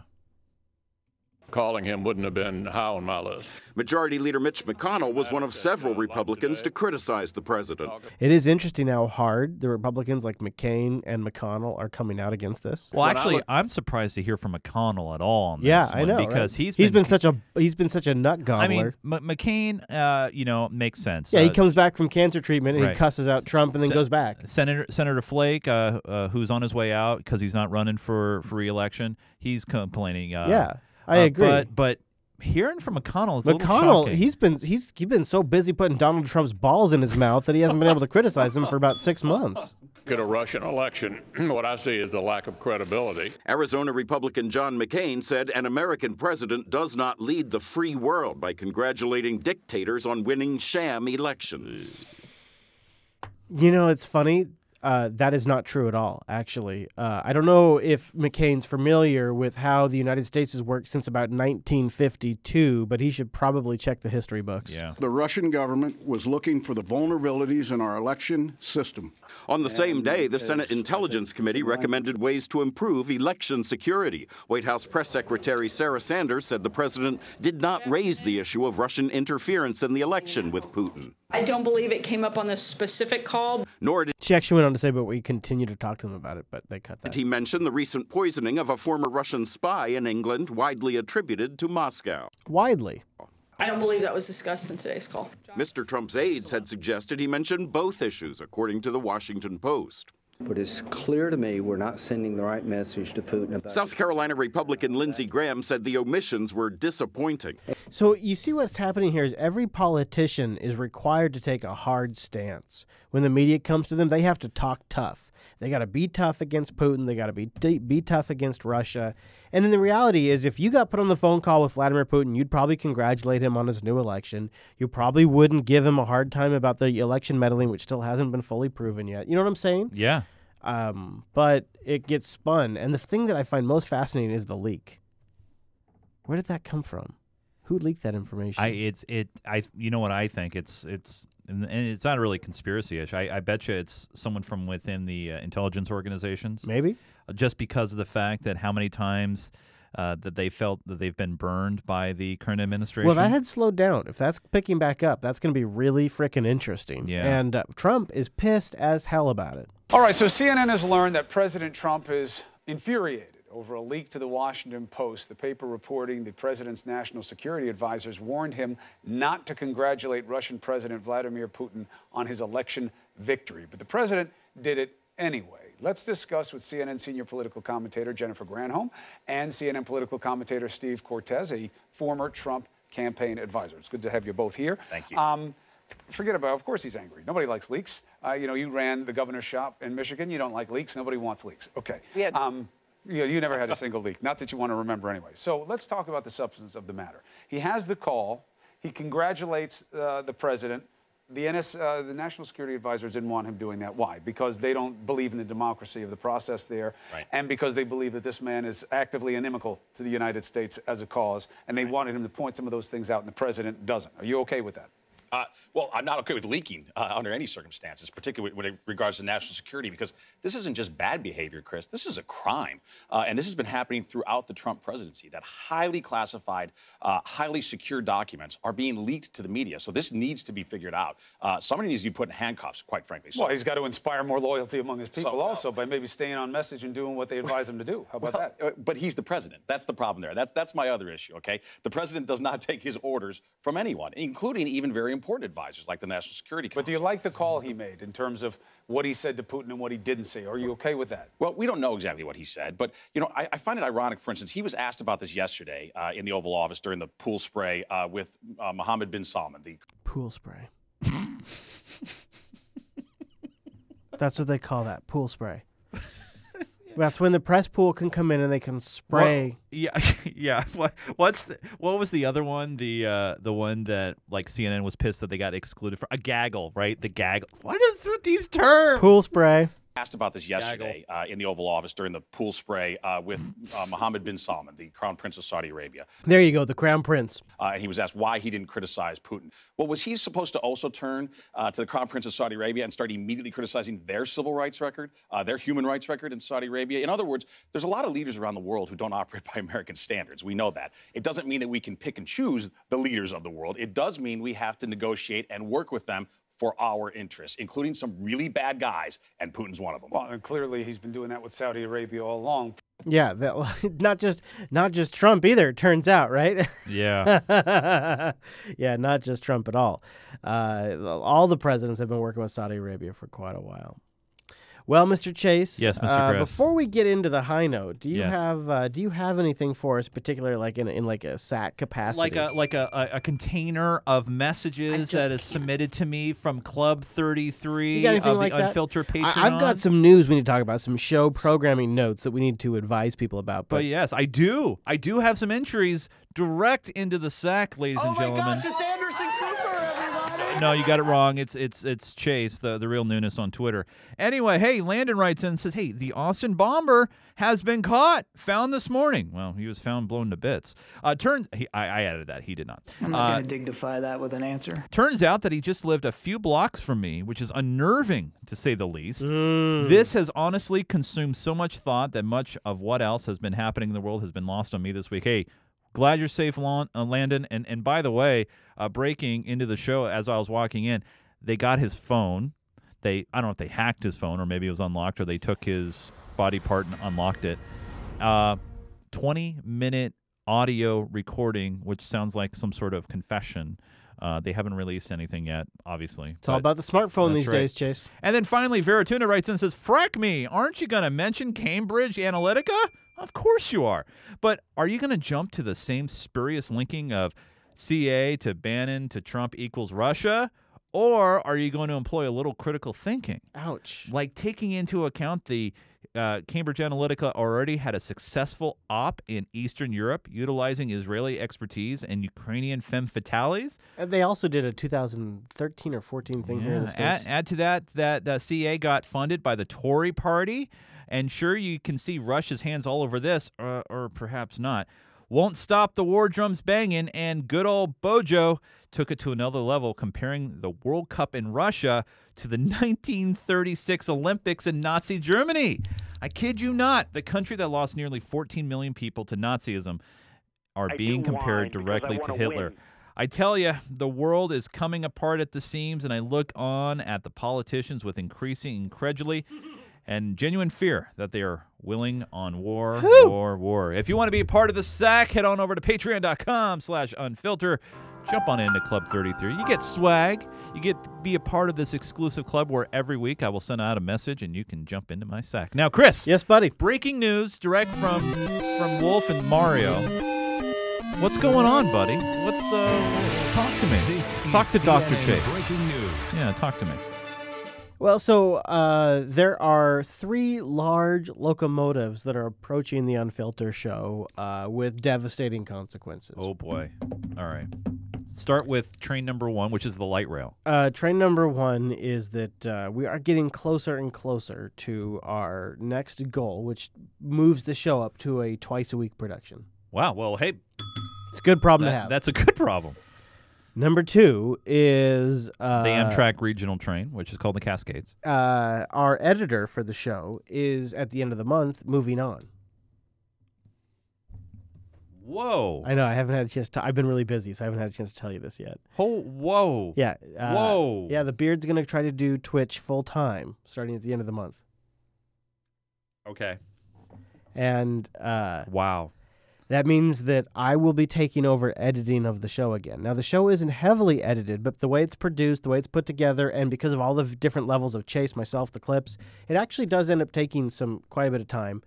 And I'm going to start doing that again, myself, personally, which means I'll probably be at the studio till 10, 11 o'clock each night that we do the show. So... we're going to be making some changes so that way I can streamline the production of the show. So that's train number 2. And then train number 3 that is coming at the show is I have more events coming up throughout the year where I'll be traveling, and I don't want to just have to put the show on hiatus every time I go to like Scale or Linux Fest or something. Right. So, it is time to make improvements to help us with all of this. So, I am making some adjustments. Number one is there are some new feeds. There is a new video feed for the show. If you watch Unfilter, you will probably not have to change anything. But if you want to just resubscribe, you can go to feed.jupiter.zone/unfiltervid, and you can subscribe to the video feed of Unfilter. Are we gonna have this link somewhere for people to pick up? Okay, cool. Yep. I'll go over all that here in a moment. But more importantly, that's the video version of the show. While I'm on the road and all of that, we're going to have a central website for you to check and a central feed that's going to be the canonical feed of the show going forward. And it's important that if you can, you subscribe to that feed, you use this site. Unfilter.show is the new website, unfilter.show. Aha! Yeah. Nice. And as part of this, I'm rolling out new RSS feeds, so that way when you grab the show in your podcast catcher, you can have all of the episode notes, all of the links for every single episode in your podcast catcher. Or Kodi, I mean, whatever it is you're using. But, for me, like my daily driver is Overcast. I know a lot of you out there use Pocket Casts or other ones. And now in Pocket Cast or Overcast or whatever your podcast catcher of choice is, you'll have all of the links that I'm constantly talking about available in the RSS feed. But more importantly, starting with episode 273. So starting with 273 and moving forward, the show notes are going to be super easy to find, dead simple to find from now on. It's unfilter.show/273. That's it. Right. Unfilter.show/274. You get all the links for everything right there. But here's the new feed. Unfilter.show/RSS. When I'm traveling, when I'm on the road, it might not always be possible to generate a video version of the show, but I will be posting versions there. Unfilter.show/RSS. Subscribe to that. You can also go to unfilter.show/subscribe and just get links to like Google Play, Overcast, Pocket Cast, iTunes. Unfilter.show is the central resource now for the show. Going forward, http://unfilter.show. Go there for links, subscriptions, and you can go to /contact to send us back emails, everything like that. It's all going to be hosted there at unfilter.show going forward. Unfilter.show/RSS. For the feed, unfilter.show/contact to contact us, unfilter.show/subscribe for all the links to subscribe to us, unfilter.show/273 for the links just for episode 273. Are you getting this? I think so. I think you're saying go to unfilter.show. That's unfilter.show. Not filterfree.me. Yeah. But unfilter. That means you're going to have to change your opening. I know. I was going to do graphic. filterfree.me, but I didn't have it handy. Well, you got to change the opening graphic. I know. Actually, maybe it's time for a little. But I know. That's what I was thinking is I like unfilter.show more than filterfree.me. I like unfilter.show a lot. Very nice. And so this is going to be the new back end in which it will power the RSS feeds. You get links and everything. But also, we're switching from Libsyn. This is some just back-end stuff. Back-end stuff. Libsyn to distribute the MP3 feeds, which is fine. Libsyn's pretty solid. But we're moving over to CacheFly. And CacheFly is like the best. Libsyn's good. CacheFly is the best. And so now, if you're heading out in the morning or whatever it is, and you want to listen to the Unfilter show, you open up your podcast catcher of choice, and CacheFly is going to slam the episode down to your phone as fast as possible. So that way you can listen to us on the go. CacheFly is freaking amazing. So we're moving the back end over to CacheFly. We've got the new RSS feed at unfilter.show/RSS. And I'm taking over the editing, which means one more last fancy feature that we're going to be working on, and I think you're really going to love this if you're a listener of the MP3 feed. I'm still working on it, but I'm going to be rolling out chapter markers. Yeah. Oh my God, I'm on the ground. Yeah, if you're sick and tired of cyber, skip right over it. You don't care about Russia, skip right to the high note. You're all in on the overtime, skip to the overtime. If you want to take a look and go right to my SAC, you can go there. You can go to the SAC, exactly. I love it. So if you have a podcast catcher that supports chapter markers, which any of the good ones do, You will now be able to just go right to the major segment of the show in the MP3 file. That's awesome. It's the #1 thing I've rolled out on. So I've also rolled this out on Tech Talk Today, TechSnap, Linux Action. Linux Unplugged, and Linux Unplugged this week. And there's one other one that we've rolled it out to. We've rolled it out to several shows recently, and it's just like the #1 thing people like about it is the chapter markers. Because if there's a topic that doesn't really interest you, you can skip right over it. Now Chris won't say this. Chris is not paying me to say this. Hey-o. This is why Patreon exists, because Chris is able to make these changes. Yeah. He's reinvesting this energy, because setting this stuff up, you guys, is not easy, okay? And I know there are some providers that make some of the stuff easy, but there's still a lot of legwork, and now Chris is going to be doing a lot of the stuff again.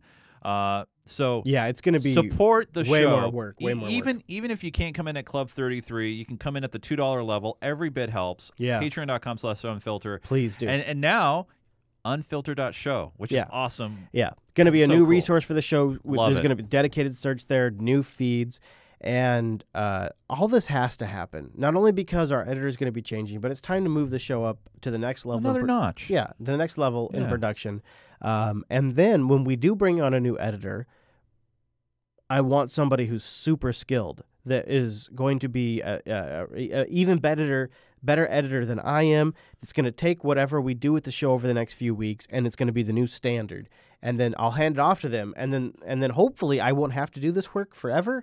But in the short time, I would really, really, really appreciate your support at patreon.com/unfilter, because just Wednesdays alone. My day now starts at 6 a.m. for this show, and it's going to finish around 10, 11 p.m. Yeah. And then you have also producer Matt and Chase, who are working all week to collect stories and keep current on the news. Myself, who collects stories and clips throughout the entire week. I mean, this is a massive production. And the Unfiltered show is beyond anything else that the Jupiter Broadcasting Network does. And we could really use your support, because we're taking it to the next level, getting it ready so that if we do hit the next milestone, we can actually sustainably produce it. So check out the new site, unfilter.show. It'll be going live after this episode. And starting from this point forward, when we say check the show notes, you can just go to unfilter.show/episode number. And if you want the video version of this show, go to feed.jupiter.zone/unfiltervid. We'll have a link for that son of a gun in the show notes as well. So lots of stuff going on. All of the stuff will be in the show notes. Woo. That's a lot of stuff, right? But it's all good. It's good, a lot of right? stuff, but it's great. It's big. It's like big news too. Like it's hard to lose our editor, but at the same time, it gives us an excuse to sort of like take everything up to the next level. And we have a new home base, because I know it is confusing to some weird. people. Where like, do I go to the Patreon page now? Is there still going to be like a supporter sync kind of a thing? Or although I do eventually want to circle back and replace that, but that's all still staying the same. Okay, so that still stays the same. No changes in the supporter sync. Nope, for now. So you could still get all the source code, notes, and everything. Oh yeah. Yep. That's for being a bonus Patreon supporter. All right, buddy. Are you ready to get into the high notes? Mommy needs a joint. She sure does. She sure does. And if she does, she better make sure that she's not getting the people around her unintentionally influenced. A new study claims that secondhand smoke from marijuana is just as bad for you as secondhand cigarette smoke. Are you telling me that if I'm around smoke and you're combusting something, got it, that it could be harmful? I'm not. Next, they're going to tell me that wood smoke might be damaging to inhale. And this just in, water is wet. Matthew Springer, a professor at the University of California, San Francisco, says marijuana smoke is 3 times worse for the arterial walls than cigarette smoke. Now that I've never heard before. Wow. Because I've always assumed like cigarettes, they got like all these kinds of crazy additives to them, carcinogens, shit that's awful. And can lead to blood clots, heart attacks, or stroke. Springer told NPR, quote, "People think cannabis is fine because it's natural. I hear this a lot. I don't know what it means. We have not been telling them to avoid inhaling secondhand smoke from marijuana. It's because we just haven't known. The experiments haven't been done." Fucking laws. Now, of course, the lesson here is vape, kids. Use a vape. Matt Uris for CBS 11 News. CBS 11 News reporting on the front lines of secondhand marijuana smoke. So the Unfiltered show, hot tip, vape, everybody. Now, if you're in New York, and actually when I visited New York, this this did actually come up, you don't get access to the Fun Times recreational no guilt associated pot. Emily, thank you. Well, former Erie County Executive Joel Giambra is running for governor. One of his plans is to legalize recreational marijuana for adults. What do you think about, so you got a governor here who wants to legalize pot as part of his platform. Okay. And if you're listening to this show as we're live or right around March 21st-ish, go to wgrz.com/vote and let them know if you think that pot should be legal. Because at the time of their broadcast here, 83% of New Yorkers think it should not be legal. Wow. Something tells me that number is going to be flipped. He says that it could generate $500 million in tax revenue for New York. And we want to know what you think. Should marijuana be legalized in New York State? We want you to weigh in at wgrz.com/vote. So I did. I did it. I voted. But the poll was more about pets than it was about New York. But yeah, the whole question is, should they legalize in New York? Should they go there? Because, New York is a little bit of a different animal, right? And New York's special. Over a 7-year period on roads and bridges.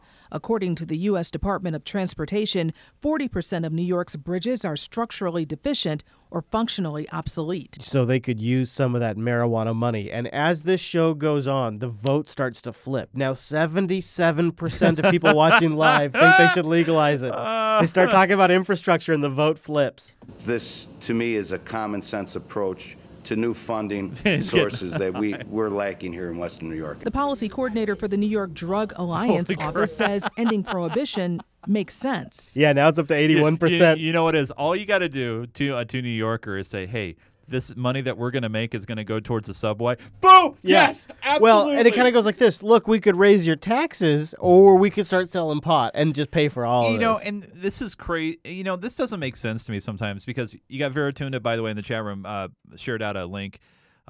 Government is still refusing to recognize a medical benefit to cannabis, right? This is like become your thing that you wail on every week. But it's true.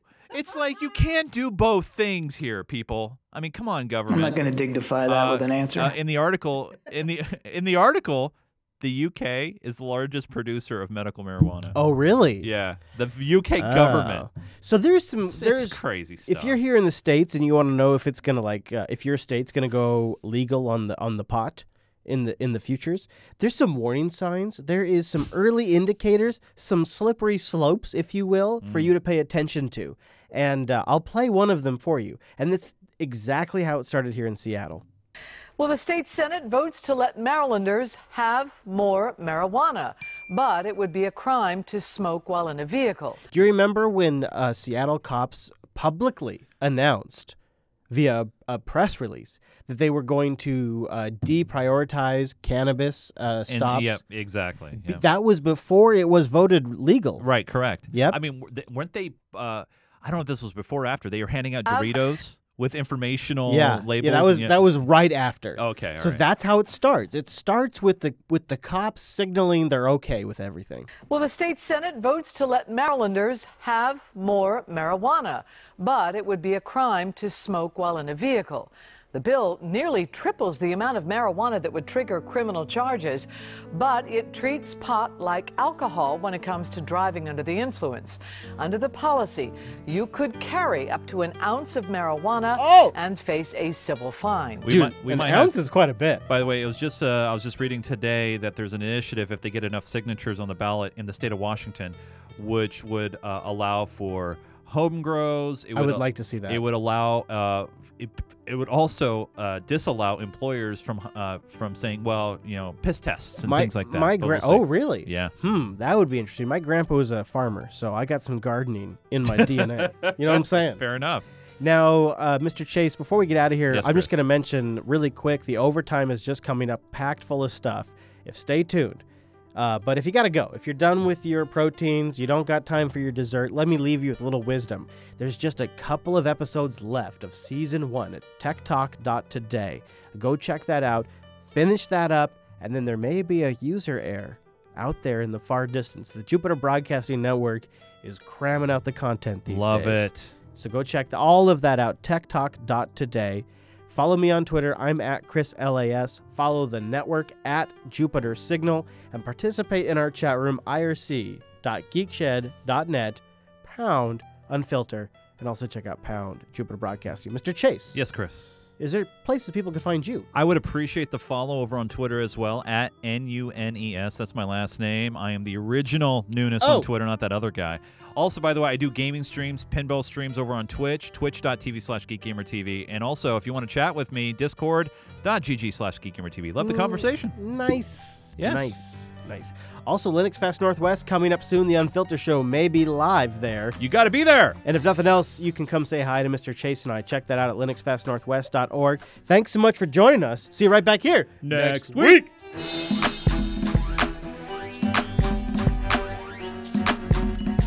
Reclaiming my time.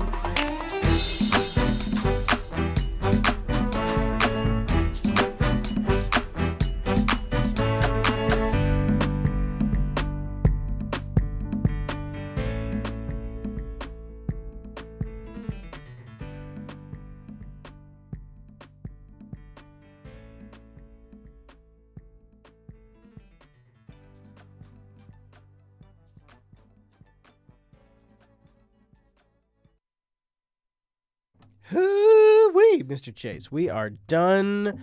Chat room, jbtitles.com. Did we get a title out of this thing? I mean, it was really kind of, you got the social networking stuff in there. I wouldn't mind coming up with somewhere we could use Zuckerberg. Mine was pool spray.